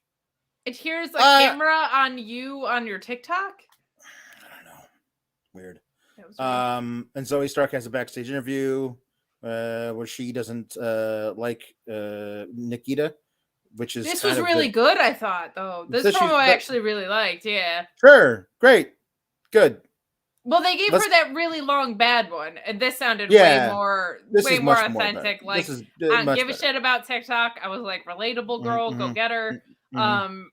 This felt like she sounded like a human being again. It felt authentic to her because she's a legitimate ass kicker. And she kind of went the anti wipes and swipes direction, right? Like I actually felt like this was stronger. She sounded like a human being tonight, which is not always the case in NXT. So I really liked that. But the Nikita stuff was weird. Like they were like, this is what she looks like watching TikTok or doing TikTok was just a very odd thing. Are we done with Big Body Javi now? Is he done? We don't have to do this anymore. I mean, we have to do it in that he wrestled tonight, but I don't know if the gimmick. No, but like, can we not have it happen next week? Because that would be. I would be okay with that. He gets interviewed by Mackenzie Mitchell, who again is trying her best to make any of this work, but it just doesn't because he doesn't. He doesn't work. This doesn't work for him. I don't know why that. Hey, it's the comedy hour with Javier Bernal is just not a thing that weird. But he's interviewed. None of it is funny to me, unfortunately. And he has a match with Ikemen Jiro, who called him a big body chicken at Deadline. And I did appreciate that Mackenzie Mitchell was like, normally I would be objective, but I'm actually really rooting for. Yeah, she was like 99 times out of 100. I am objective, but I'm rooting for Ikemen Jiro. And then Ikemen Jiro wins. Yeah, which was a nice surprise, I thought. Yeah, and no, I mean, I also wasn't surprised by it because they're doing that great thing where like they have Javier Bernal be the comedy guy who also loses every match, and then they wonder why he doesn't get over. Yeah. So that's kind of great. Like, remember when Kurt Hawkins just made it his gimmick because he was like, "Well, this is inevitable. I'm gonna have a T-shirt with how many times I've lost on it." And then he won the tag team titles. And then after the match, Ikemen Jiro is celebrating up on the top rope. And then I came in. I'm Scripps, by the way, and I jumped over the top rope. I'm doing good. I hacked his feet again. I do this all the time now. It's actually kind of easy. I mapped a hotkey to my computer keyboard. I just do Control Y, and then that's it. I don't know if it's wise to tell people how you hack them, but I'm very glad you're here. How did you feel about tonight's show? Well, I'm just very anti-sport coat. Right, of course. I just hate sport coats so much. So that's why I'm fighting with the little Japanese fella. Because I just think this sport coat thing is just played out. That's why I put it on Inside Out. It was like my way of saying, hey, your sport coat is stupid. So I'm wearing it inside out because I'm Scripps. A lot of people are saying that this was still Reggie, which is Mhm. weird. So That's not true though. okay, gotcha. All right. Well, weirdly, I think we have another guest. What? That's Who- not true. I didn't hack a second guest in here. That's weird. Oh, okay. Well, in that case, we'll just keep talking to you about what did you think about tonight's women's title match? Oh God, What's happening? I can't it's see one of those actually. dirt sheet guys. Scripts. Is it Need to fix the white balance here. Hold on. Yeah. Okay. I wouldn't even know how to do that if somebody was to ask me. Was that McMahon? You're a hacker though. You No, I can't don't know. white balance your camera? No, Well, I guess somebody you're not told on me how to. camera right now. No, I'm not. I don't have a camera. I can't see anything. I'm not really looking at you. Gotcha. Well, overall, how are you feeling about the NXT product Scripts? Oh, it's good. Good stuff. Do you think- We're doing great. Do you think you're gonna get maybe like a North America title shot at some point? I'm on the fast track to be the one to dethrone Braun Breaker. I'm telling you right now. Oh, really? Oh, wow. Okay, that's Yep. exciting. Mm-hmm. Interesting. Who do you think you're gonna fight on your way to get there? Well, I'm gonna beat the tar out of that little Japanese fella, and then after that, I'll probably win one of those 8-man gauntlet matches, and then I'll get right in there and beat Braun Breaker at the Vengeance Day. Oh, very nice. Do you have any Mhm. holiday tradition Scripts? No, I'm here. I'm here to hear this. Go ahead. Yeah, you are. Hello. Is this McMahon or is this Monsoon? This is neither. He's one of those dirt sheet guys. The guy that's here. Speaking Oh, of, like, what are we doing here? What are these people in the chat doing? They're sending all these super chats for puns. $5 gets you in the door on FightfulSelect.com. You can watch these two clowns do 2 shows a week. I literally broke the news of the main event result. By the way, all you up and comers, all you Johnny come latelys, that's how you vague GIF a spoiler report. That's how you do it. You post Mandy Rose blowing a little kiss. And by goddamn it, when Mike Trout gets traded to the Yankees, no, I broke that too on FightfulSelect.com. When Streets of Rage 5 comes out, know that Sean Ross Sapp said it right here on the podcast that's coming. I'm giving you those for free. That is not even wrestling news. I just know this stuff. We don't talk about wrestling at this review show very much. FightfulSelect.com. I talked to a dozen people about Vince McMahon today. I plugged you. I thought I was done with that wrinkly old bitch. And I got to ask 12 more people about him, knowing what they're going to say. I know what they're going to say. I know they're going to say, get him the fuck out of here. But then I can't assume. You're not allowed to assume in this line of work. I also posted on Fightful Select, Ethan Page talking about when he's going to retire. I posted Raw producers. Peter Williams was producing Raw stuff because he's not allowed to be called Petey anymore because Vince thinks it made him sound too young. And I refuse to call him Pete. He is Peter. He is a Peter. I've seen plenty of Peters in my day. We're still calling him Petey. No, he's Petey Williams. He's a Peter through and through. Guys, send in your Sean Ross Sapp Christmas puns while he's here, please. I'm sure we have some to read. Just me and Sean and Scripps hanging out. I interviewed Scripps. I'm interviewing Scripps right now. You walked right in on it, actually. I was asking Scripps about holiday traditions. I just watched the Guardians of the Galaxy Christmas special. It was pretty good. I was asking Scripps. Respect.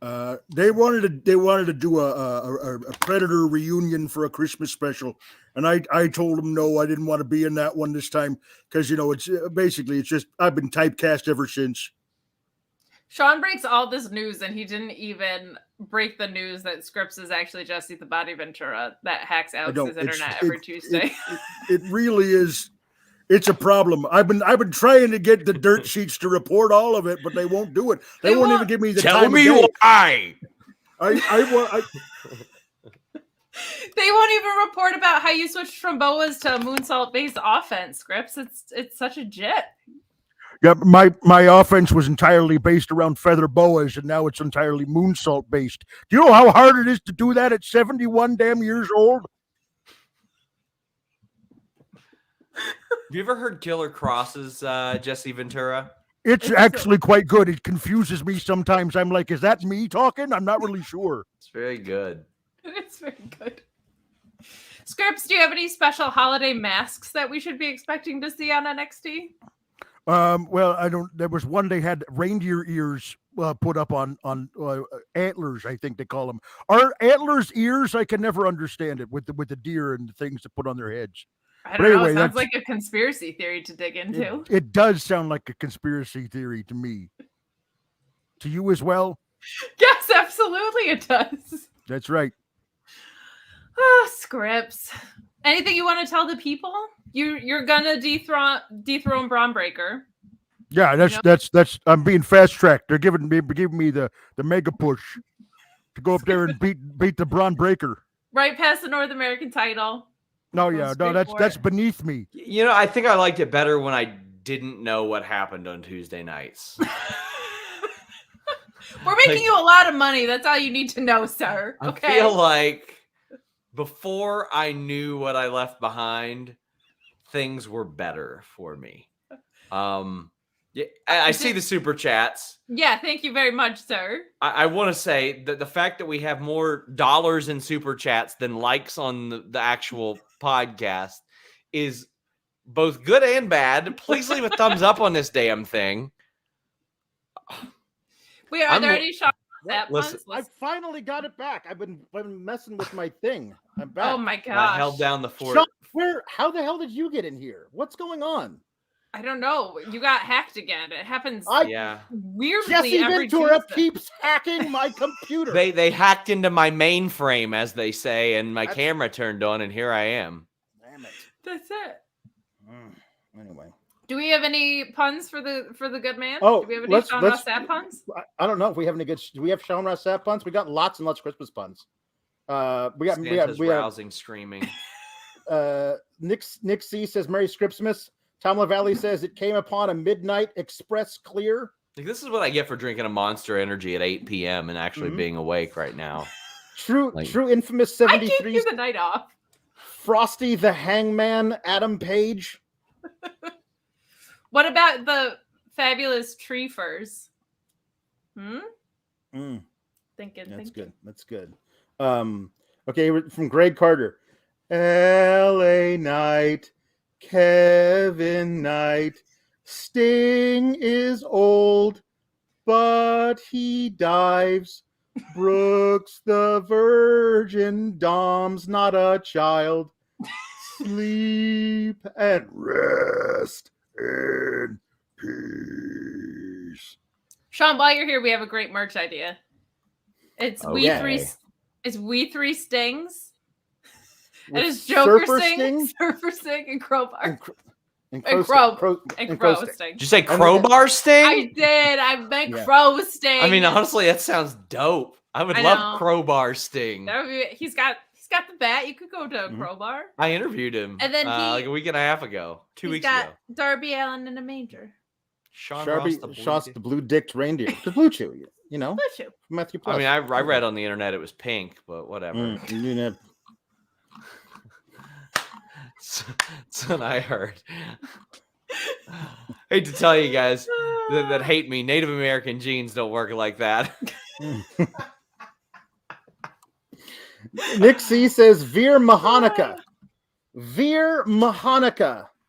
Very good. I still think Minoru Suzuki is a little stronger, but still Minoru Suzuki is really good. Very good. Yeah, that's good. Okay, Apache Rick says, I can't figure out how to write this in a way that gets the point across, but if you pronounce Yule-log like Uranagi, that's a decent Christmas wrestling fun. Yeah? See? I actually see what he meant. I knew what he meant when he said it. I feel bad that somebody wants you to read the Veer Humper chat while I'm on here. Okay, where's the Veer Humper chat? Okay, I can kill some time till then. Okay. Kate, will you play as New York Yankees Mike Trout in Streets of Rage 5? Yeah, of course I will. Cool. Yeah. Why wouldn't I? I think I just read it. Okay. Well, there Did I we just go. read it? I think I did. Oh. Yeah, Veer Mahanika. There you go. I think I read it. Yeah. Okay. I think I did. Oh, here we go. Here we go. Nicholas Starhart says, "You better watch out. You better not cry. You better wear protection over your eyes because Veer is coming all over town. He's shaking his dick. He's shaking Hi, it Dad. twice. Thanks to Bluechew, it looks very nice. Yeah, Santa Veer is coming. Humper chats, people. Humperchats.com. Did we reach 169 yet? I don't know. What's the final? What's the count? 137 at the last count. Guys, 169 and then cutting it off. If y'all don't leave a thumbs up on this damn video, I swear to God. Like, help the algorithm at least. I appreciate you all helping our money because YouTube screwed us. YouTube screwed us for a long time. And Alex and Kate are keeping YouTube afloat right now. Our shit just came back to normal this past week. Leave a thumbs up. I'm getting the hell away from here. Bye. Henry T. Casey says, "All I want for Christmas is Drew Gulak getting pushed." I was thinking McIntyre, but I'll take that with Gulak. Lord Kev says, "Jingle Boy Jack Perry." We got that one. Oh, very good. Nerd Guru, Wet Kid Bandits. Love it. I think we even got that one on Saturday, but I love it because I love Kid Bandit. Hulk Ho Ho Hogan from NCB. Al Shocky29 says Al Snow Miser and Harlem Heat Miser. Oh wait. Okay. Oh whoa. Oh, here we go. She left her man says Farouk was not Firerook, but Fur Tree. Oh, perfect. Okay. Like Farouk. Reindeer #1 Gary Wolf. Blue Meanie Christmas. Al Snow. And whatever you want to the end of that. Hey, one Twitch bit from Big 360 says Black Christmas Combat Club. Very good. That's good. NCB says Claudio Claus. Why would also I was thinking Santa Claudio. Santa Claudio is pretty good too. Feeling Creepy says John Moxley's lack of a Christmas vacation. Ain't that the truth? Angel Garza's We Have Heard on High. I was trying to think of something with Angel Garza too. Nyla Rose, Such a Clatter from Larry Dupree's. That's really good. That's really good. Okay, what was it? Are we doing the show still? Sure. We can. Sean coming in during the scripts thing was perfect. It's the most us thing in the world to ever happen. It's just, yep, there you go. Dad's here. He caught us. JD defeated Brutus. According to Luis, that's big-headed twat defeated Thick Loaf, and with 2 C's. Dead Loaf. He did, even though Veer and Sangha stopped him from getting disqualified by deliberately hitting Brutus. So, like, I think if you've decided in full view of the referee to hit your opponent with a chair, you've given up all concern of winning the match or not. And therefore, the booker should reflect that by your lack of concern of winning the match should mean you lose it. So. That's fair. Just very odd. It was but anyway, very weird. Veer and Sangha are at least being consistent. We want the creeds at full strength. So yeah, I do appreciate that at least. Mm-hmm. Meanwhile, in Japan, Inoki is has an Inoki Bomiya, the Inoki tribute show has announced Tom Lawler versus Shibata. Whoa. Yeah. Well, that makes me nervous. Yeah. I low key still can't like handle some of the Shibata stuff, to be honest. Yeah, it's tough. It's tough. So there was a thing backstage where Elektra Lopez is holding court with all of the lower tier gals, including one that I was like, is that Amari Miller with a dye job? And it wasn't. It was a different person because Amari Miller had a match later in the night, and it wasn't her. Because I'd never seen her before, and I was like, oh, did they have Amari Miller change the hair color? No. No, she must have been. I didn't. Must have been like yeah, must have been a level upper. A level upper.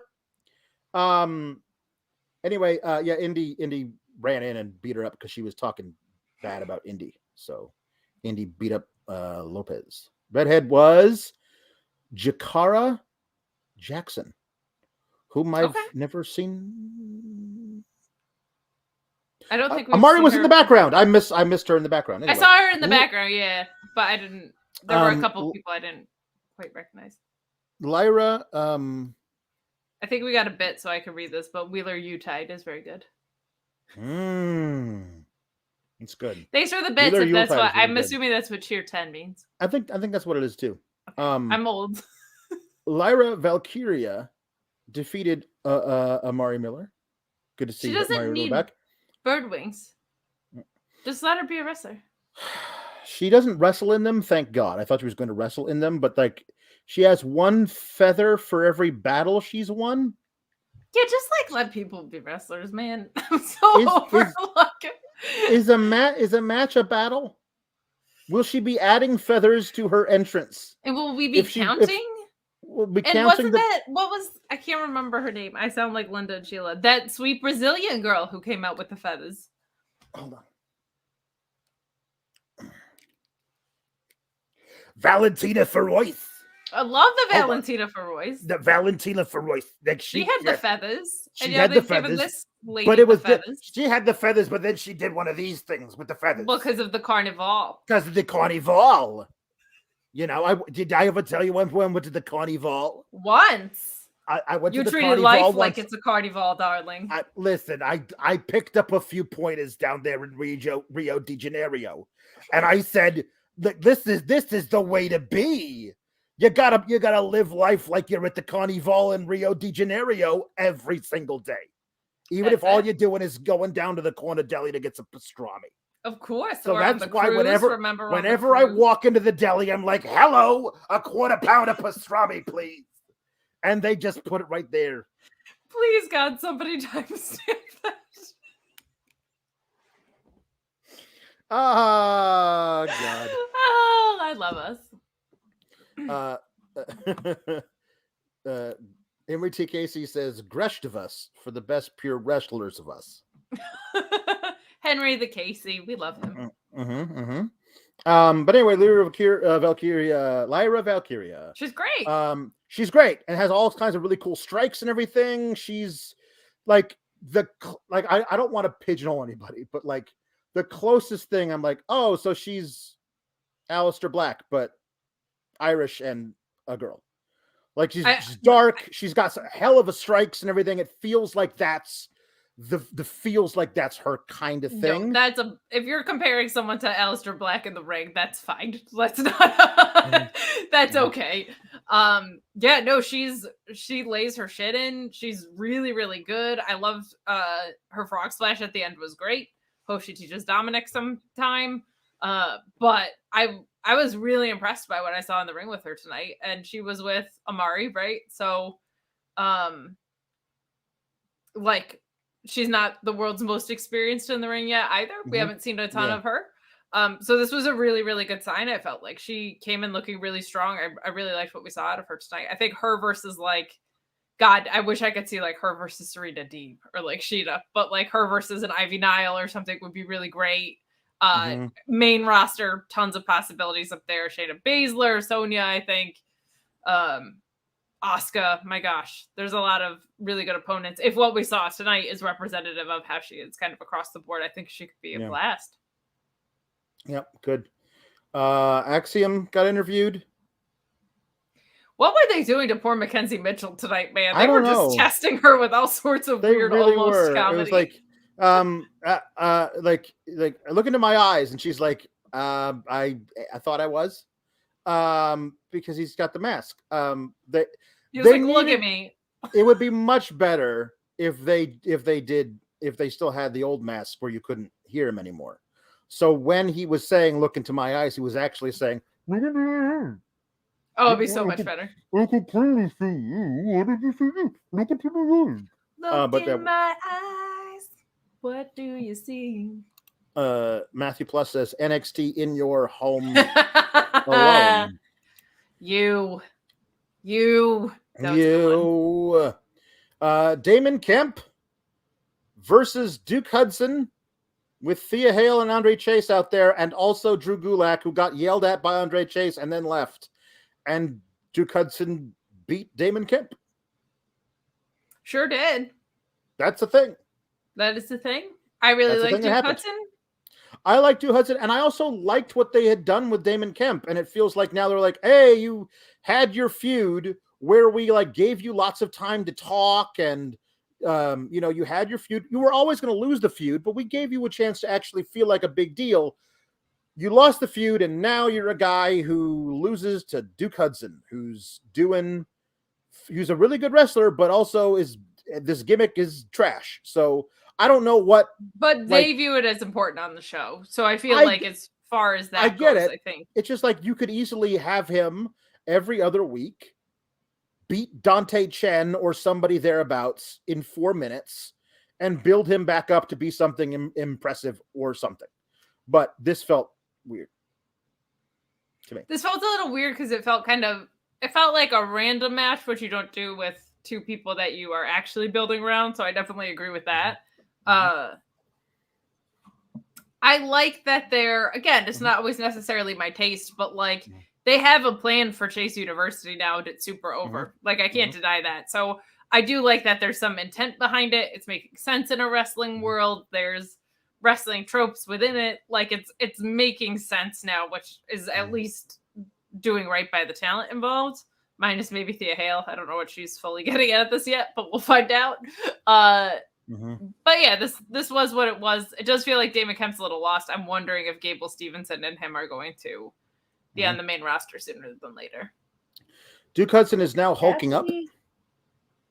Yeah, I noticed that. I noticed that in the last match, and I forgot to mention it. Now it's becoming a trend, and it was a weird and stupid thing when Hulk Hogan did it 35 years ago. But there was a lot of other weird and stupid stuff in wrestling at the time, and so it didn't feel as jarring as when you see Duke Hudson do it in a match with Damon Kemp. Like they did a flip, flop, and fly. Yeah, I mean, I feel like everybody has a version of hulking up in some way, right? Well, when you do, that's a very different kind of thing. That's fair. Screw Japan Pro Wrestling. That sounds like Screw That's Japan so Pro Wrestling. good. That's so good. Gulak is yes, he's scouting talent for a new stable, which is good. That's good. It does appear that Andre Chase is yelling at him because you can't take my guy out of my transfer portal thing. Yeah. George, you filthy animal, steal. Keep the change, you filthy animal, steal. Yeah, Kota Ibushi has the best Hulk up. It's not even close, says Luis. It's very true. That's extremely accurate. Oh my God, you guys send in so many. I just looked at the super chat document. It's a lot. Okay, we need to do a bonus show. That's just puns. We do just all the time. I think once a week topic. it's just puns. Bang. Just puns. Yeah.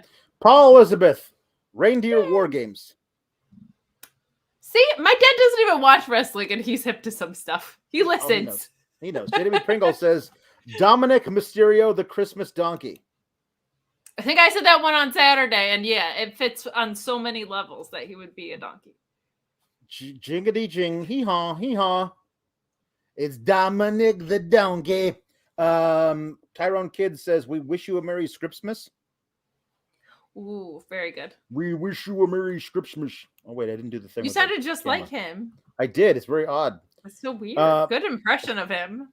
Thank you. It's a good impression of a guy. Ryan Sullivan. What do you says, mean? Kayfabe, bro. Nobody protects the business anymore of wrestling, podcasting, mop doppelgangers of people on developmental wrestling shows. Nobody protects the business. Impressions of impressions. Here we go. Ryan Sullivan says Santa Bebe. Very good. We haven't heard that iteration yet. Bob Cratchit Holly. I like it. Good one. Chris Pereira says Becky Grinch. Very obvious, and yet no one's come up with it yet. Perfect. Sometimes the simplest ones, man. Brian Sullivan says Big Boss Manger. The Big Boss Manger. Yeah.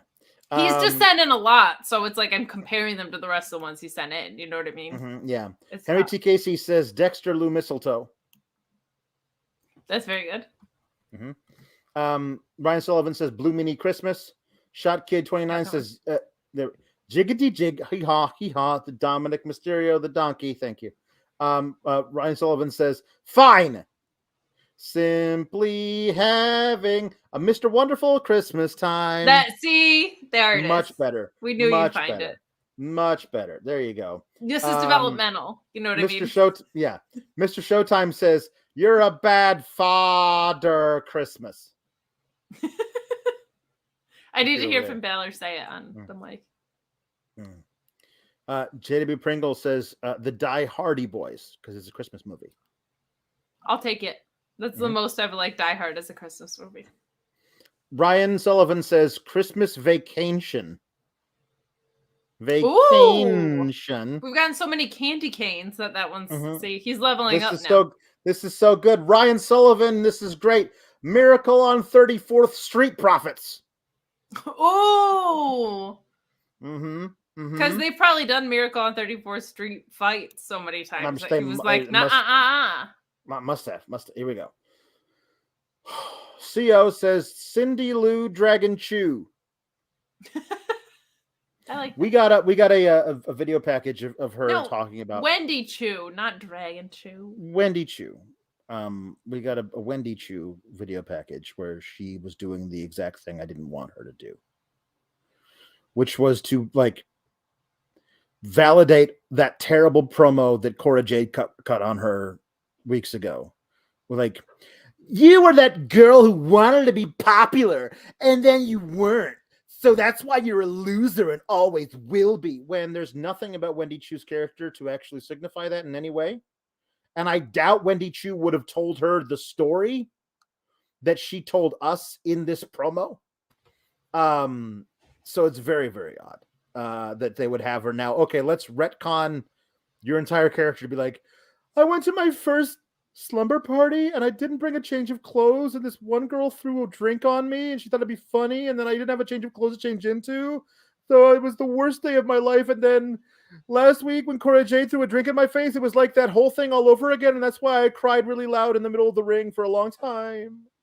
Like, I kind of liked it though, because it was like a little bit of an origin story for her, that like she has her pajamas on all the time, right? Like, so I liked that it made the silliness of it feel like it came from somewhere, at least. Like, that's good. Yeah.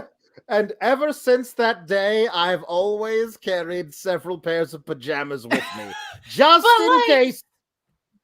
I like that they just, because it's such a weird gimmick. It's nice that it came from somewhere. Also, Christmas Eva Marie. Thank you. So obvious, and yet no. And yet no one's ever done it. It's true. Thank you.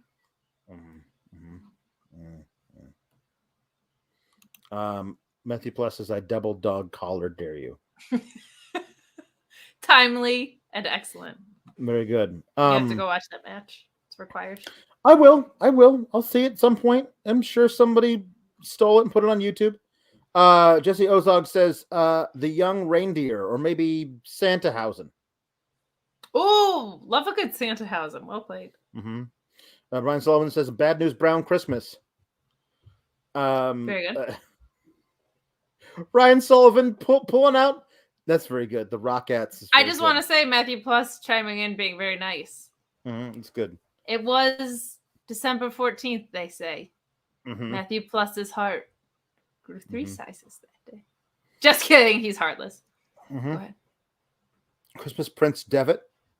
A Christmas Prince Very from nice. Netflix. A Christmas Prince Devitt from Ryan Sullivan. Thank you very much. You know your crowd, right? Because I love the cheesy movies. Ricardo the ODV, we already did Wet Kid Bandits. Now we got to get a Sticky Kid Bandit. There you go. And Ryan Sullivan, we are now at 150. So here we go. 19 more, guys. Not one go. more, not one less. Ryan Sullivan says, last Christmas I gave you Bret Hart, and the very next day you screwed him away. This year, to save us from tears, he's gonna tell us Goldberg can't wrestle. Wrestle. That's very good. But I think it's more tear-inducing. The Viking Reindeers is really good. I don't know why nobody's over the Viking Reindeers. Anyway, yeah. So Winnie Chu says, it took me to a dark place, and I'm never gonna feel that way again. So Dragon Chew. Yay! No. Yeah? Boo. Y'all Tom want Valley it. says, jingle bell, jingle bell, jingle bell rockers. I like it. Okay, we're at the main event of the evening that I swear to God was not the planned main event of the evening as of a half hour before the show. It really felt that way to me. Paco Taco a la Rocco says, I'm glad we got this main event, but anytime a main event is added during the show, I can't help but think in kayfabe, what piss poor booking that is. Are we to believe the bookers had nothing planned for the main event and lucked on them making a challenge?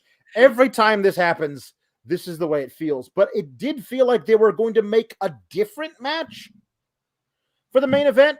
Braun and Roxanne versus Mandy and Grayson. That was going to be there anyway. Roxy, and then you set both of those up for New Year's Evil, and it's perfect. Like, it feels very much like that was the plan. And then they were like, nah, we're calling them up. Right. Roxanne Perez defeated Mandy Rose. Went about 10 minutes long, which is about as long as most style matches, but it felt incredibly short. And because they were like, oh, we're going to do the overrun. So because it's like an 8 to 9 minute overrun, like the match started right when the top of the hour was happening. And it just felt like, oh, shenanigans, obviously. Toxic Attraction was not out there. I guess they were asked to leave after the second brawl backstage. But Mandy Rose rarely wrestles without Toxic Attraction. She has recently, which is good. So I guess I will. But then she had like interference from Isla Dawn on her name. Yeah, that's true. This time she didn't, and she lost. She lost to the Pop Rocks. Clean. Didn't seem like there was a lot of stuff that happened in the match. It felt like you're going to wrestle this match super safe because we need you on Friday. That's what it felt like to me. I'm not reporting anything. It felt that way. So, like, yeah, and half of it was in commercial. Like half of it was picture. So it's like, I don't know. I'm so glad what happened. I'm so glad Roxanne Perez won. She's massively over. She has an incredibly bright future. She is fantastic in the ring, man. She really just gets it. Everything she does in there is logical. It's a whole new slate of competitors, and she's a face. So it's just evens the scales a little bit. Like, there's a lot of really productive things about it. It's just like they made such a big deal of her and her 1 year celebration, and she mostly defended on pay-per-views, that to do her dropping right now feels weird. But at the same time, it's developmental. The point is to go to the main roster, not to be champion. So, like, you'll never convince me this was the plan as of Saturday. No way. It may have been the plan as of yesterday, but it was not the plan as of Saturday. The idea of let's have this Iron Survivor match and then basically just have I keep doing this. It's not Cora Jade. It is Roxanne Perez. Roxanne Perez basically women's Money in the Bank briefcase it. Yeah. as soon as she possibly can. I want a title match tonight. And then she gets it and she wins. You couldn't hold out a month for it? Like, I assumed she was going to win the title at New Year's Evil. But just doing it on a show where you didn't advertise it because the match was made during the show, it felt like people would tune in for a named Tuesday night special for New Year's Evil. They're going to tune in for that. You're going to pop a rating with a big match like this that you will have a month to build for. This just feels like it was a thing they had to do right now. It also, you could even just have thrown together one of those like Christmas chaos things next week and had this main event it and a bunch of other less important matches. Yeah, it would be nice if a woman could like wait a minute to evaluate when to cash in on their title shot, but this was good. I wish there was justification for Toxic Attraction not being out there that was a little stronger. And honestly, Cora Jade too, because at this point, it feels like there's supposed to be Venom there. So she should have come out, tried to cost her for a second time because she already did the first time, right? And then got equalized somehow. But very glad about the end result. Very happy that we're getting this new slate of competitors. Very happy that Roxanne, who is fantastic, and I think will be moving up by the time she's 22, 23 years old, which is wild and should. Like, she's adequately paced to do that is insane. So love that. And I really think maybe they're trying to plan something for the women's division heading into Royal Rumble season and the tags specifically. I think SmackDown could use the support. And I think truly the better wrestlers in this are Gigi Dolan for sure and JC Jane, I would think as well. So to have them in the tag division, but still protecting Mandy, I think could be a really good move for the main roster. And they don't really have like, I'm so hot archetype on SmackDown right now, right? Like that's not super redundant with anything. And Sonya's there. Yeah, I'm always for let's plan some stuff out. And so if we're planning it out now for a few months from now, that's good. And but let's make sure everyone's healthy for it. So let's not have Mandy defending the title or whatever. But like Ronda Rousey said on some Q&A thing, like she wants to do a tag title run with her and Shayna Baszler. She doesn't want to have she doesn't need a singles title all the time. She said that. I don't know if she's being honest, but it feels like they feel like they need to have a singles title on her all the time. If she says I don't need one, then her and Shayna Baszler being a tag team champions feels like a good use of Ronda and Shayna and a good use for the tag team titles. So after Becky Lynch, we assume, beats her for the title at WrestleMania, Becky might need somebody to feud with on SmackDown. Enter Toxic Attraction. They'll already have been on SmackDown for a while, but this is their first big program going into the summer, the spring and the summer. And, maybe to counteract the threesome of Toxic Attraction, she needs to bring in Doudrop and Alba Fire, which is the thing a lot of people have been begging for. So maybe you could put that out into the ether and say maybe this is something they could do. Not to pat ourselves on the back, but you were the first person I heard ask for that. So touche to you, sir. Tip of the cap. I'm just a dude wearing Xmas lights. That's all. That's all I am. Is that all we all are? I am. But I also feel like they promised us Rhea Ripley and Becky Lynch at SummerSlam. That stare down on Monday felt like they told us they were going to give us that. So hopefully that comes to fruition. That would be nice. Apparently there was a leak of Mandy Rose's fan site, and people are assuming because of that they have to get her off TV because people are Googling it or whatever.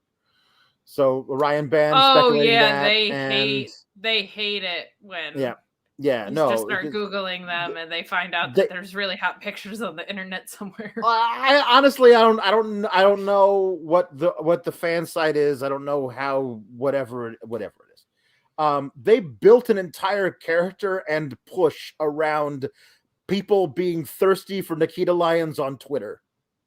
So They don't had know commentary that would drooling over Mandy Rose. Yeah. Yeah. No, I sincerely think it's a good idea to move them up to the main roster right now so they can find their footing before things feel important. Yeah. And so that they can do something with this tag division that doesn't exist. Nurguru saying Celtic Invasion is so easy. Just do it, please. I agree. Please. I agree. Jake Hahn says, is there a chance this was sped up in case Vince comes back somehow? Like maybe HHH wants to get his stuff in just in case Vince gets his grubby little hands on it. I don't know, man. I don't know. Vince, I think Vince, that whole thing that came today save those conspiracy theories for scripts. You know what I mean? Yeah, that's true. Yeah, there you go. Broadway Joe says he's happy for Roxanne, but if this is because of Mandy's fan site leak, that's a shame. I don't think it is. I really don't. No, I don't think Nurguru says the reign of terror is over.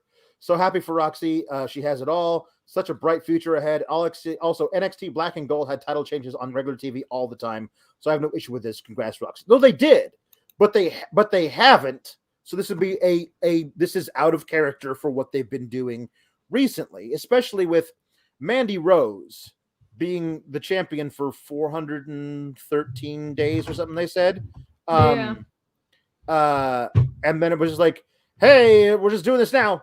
Bye. It used to be that people would. It used to be years ago, Black and Gold. Vince would be like, I'm bored. Hunter, send me like these 4 people that somebody in the writer's room told me were good, but I haven't seen any film of.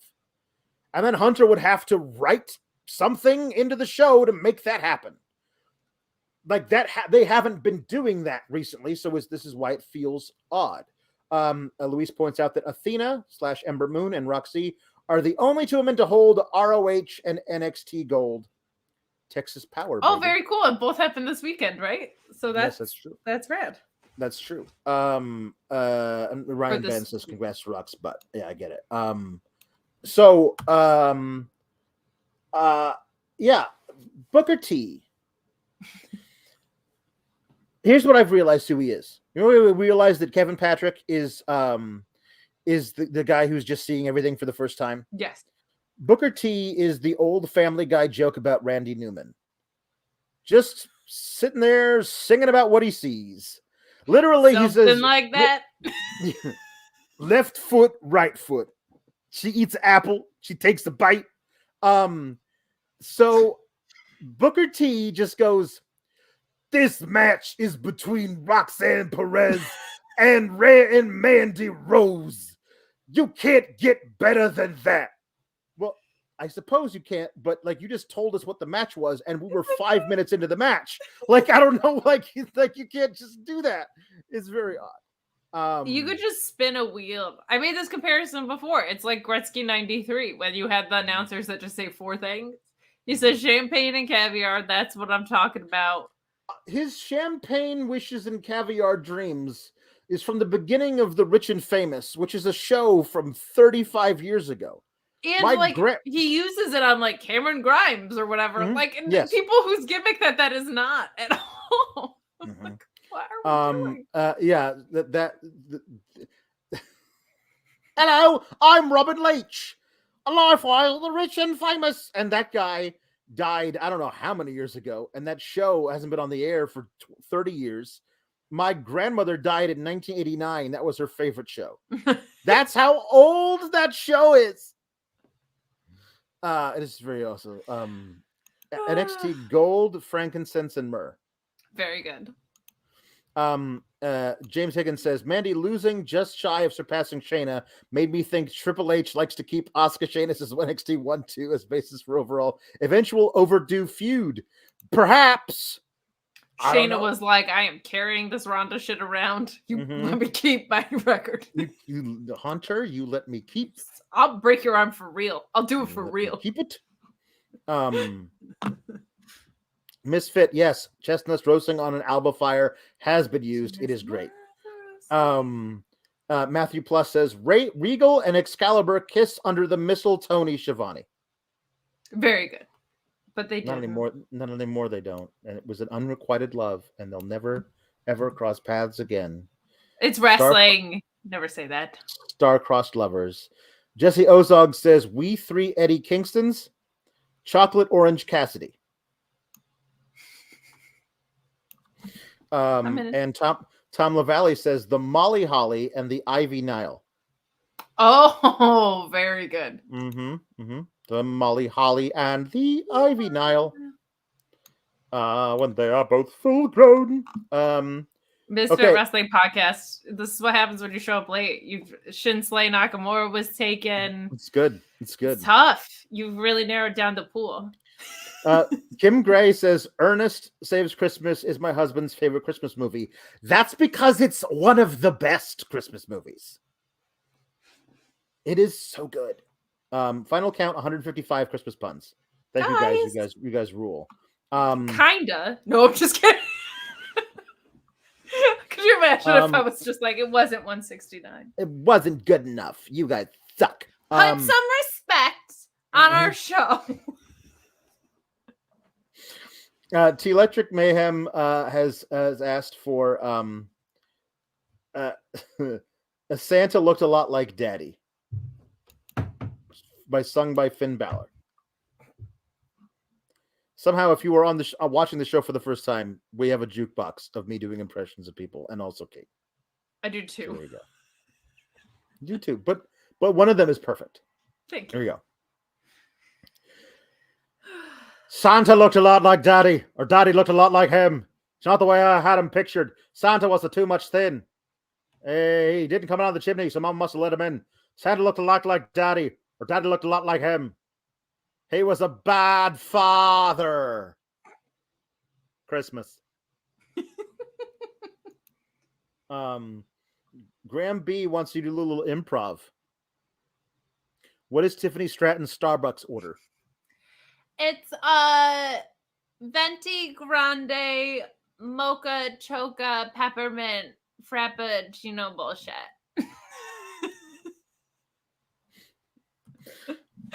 half skim, heavy whip. Half skim, heavy whip, espresso, frappa, ginger tea. Yeah, very good. Toodles. Tiffany Stratton. Electric Mayhem has asked for Trish Stratton, which is a different person. Tiffany Stratton singing "Rockin' Around the Christmas Tree." I'll let you do that. I don't after have I do a the next one. Trish Stratus. Otherwise, I would try a Trish Stratton. Trish Stratton and Tiffany Stratus is very true. Wait, are you Stratton-fied? Orion Ben is asking me to sing Weird Al, but sings "The Night Sean Went Crazy" because it's Santa. But I don't have a Weird Al impression, so I'm just gonna do the old standard. Hold on, am I gonna do the old standard, or I can't find it? Oh, there it is.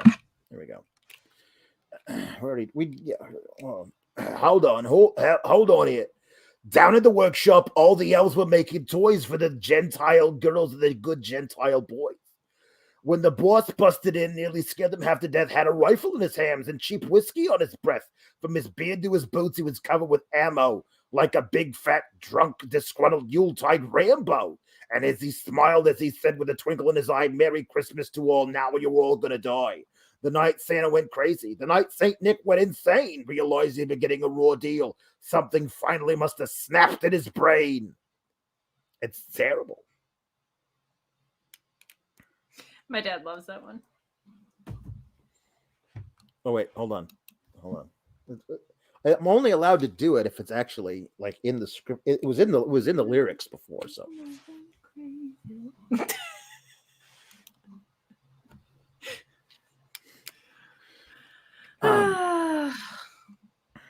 Rock around the Christmas tree. Yeah, do that. Let me close this ad from American Airlines. Rocking around the Christmas tree at the Christmas party hop. Mistletoe hung where you can see. Every couple tries to stop. Rocking around the Christmas Christmas tree. Let the Christmas spirit ring. Later, we'll have some pumpkin pie and do some caroling. You will get a sentimental feeling when you hear voices singing Let's Be Jolly, deck the halls with boughs of holly. Toodles! I believe there's one more here for Tiffany Stratton. I think it's Sleigh Ride. Is that a song? Is that what you were looking for here? Is this a jukebox request or a pun? Is Tiffany's Sleigh Ride? Is that a pun? It's a pun. Stratton Sleigh Ride. Right? Sleigh Ride? Is that a pun? Or is that a jukebox request? Anyway. It is a pun. He's just confirmed.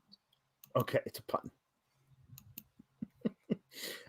Braun sings Merry Christmas from the Family. There you go. I'm obsessed that we just have a pun counter in our super chats now. Mm-hmm. Mom and Dad got drunk. Mom got drunk. Dad got drunk at our Christmas party. We were drinking champagne punch and homemade eggnog. Little sister brought her new boyfriend. He was a Mexican. We didn't know what to think of him until he said, Feliz Navidad, Feliz Navidad. Brother Ken brought his kids with him. The three from his first wife, Lynn, and the two identical twins from his second wife, Mary Nell. Of course, he brought his new wife, Kay, who talks all about AA, chain smoking while the stereo plays Noel, Noel, the first Noel. Get these in-laws out of my house.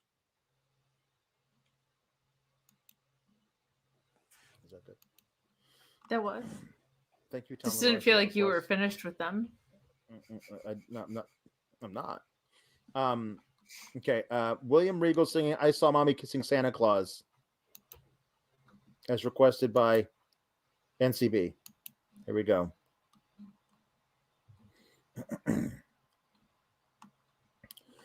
I saw Mommy kissing the man in the mask of claws underneath the mistletoe last night. She didn't see me creep down the stairs to have a peep.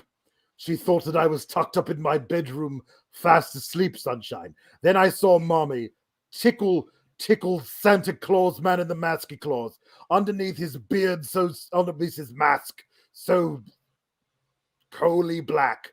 Oh, what a laugh it would have been if Daddy had only seen Mommy kissing man in the masky claws last night. Scrummy, ooh, ooh, ooh. That's what Santa Regal says when he eats milk and cookies. Mm-hmm. Scrum. Santa Regal. Okay. And the last one here is Orion Ben, who wants Darby Allin to sing Jingle Bell Rock. Okay. Jingle bell, jingle bell, jingle bell rock. Jingle bells swing and jingle bells ring. Snowing and blowing up bushels of fun. Now the jingle hop has begun, Malachi Black. Jingle bell, jingle bell, jingle bell rock. Jingle bell square. In the frosty air. What a bright time. It's the right time to rock the night away. Jingle bell time is a swell time to go gliding in a one-horse Brody King. Thank you. Thank you. Thank you. I believe that's all. Thank you so much. 157 is the pun count. Hey, I don't know how many likes are we at? It better be at least 157. We need that algorithm, people. Yeah, YouTube screwed everything up. Yeah, please. I think we were at 200, right? 219 likes. Hey, Yay! You guys rule. Hey, there's like 400 of you who are watching right now. So if like 100 of you could go over there. Yeah, well, we didn't even get 169 super chats. So what are we doing? You call this support? No, I'm just kidding. You guys are awesome. You're amazing. Thank you so much. You guys are the best. And we'll see you next week. Get us to 250 before we go. Come on, everybody. 250. While we're waiting for that. Not finished with you. Mm-hmm. Another humper chat. Ooh, another T-Electric. Wait. T-Electric Mayhem had another humper chat. Did we get it? Or did we not?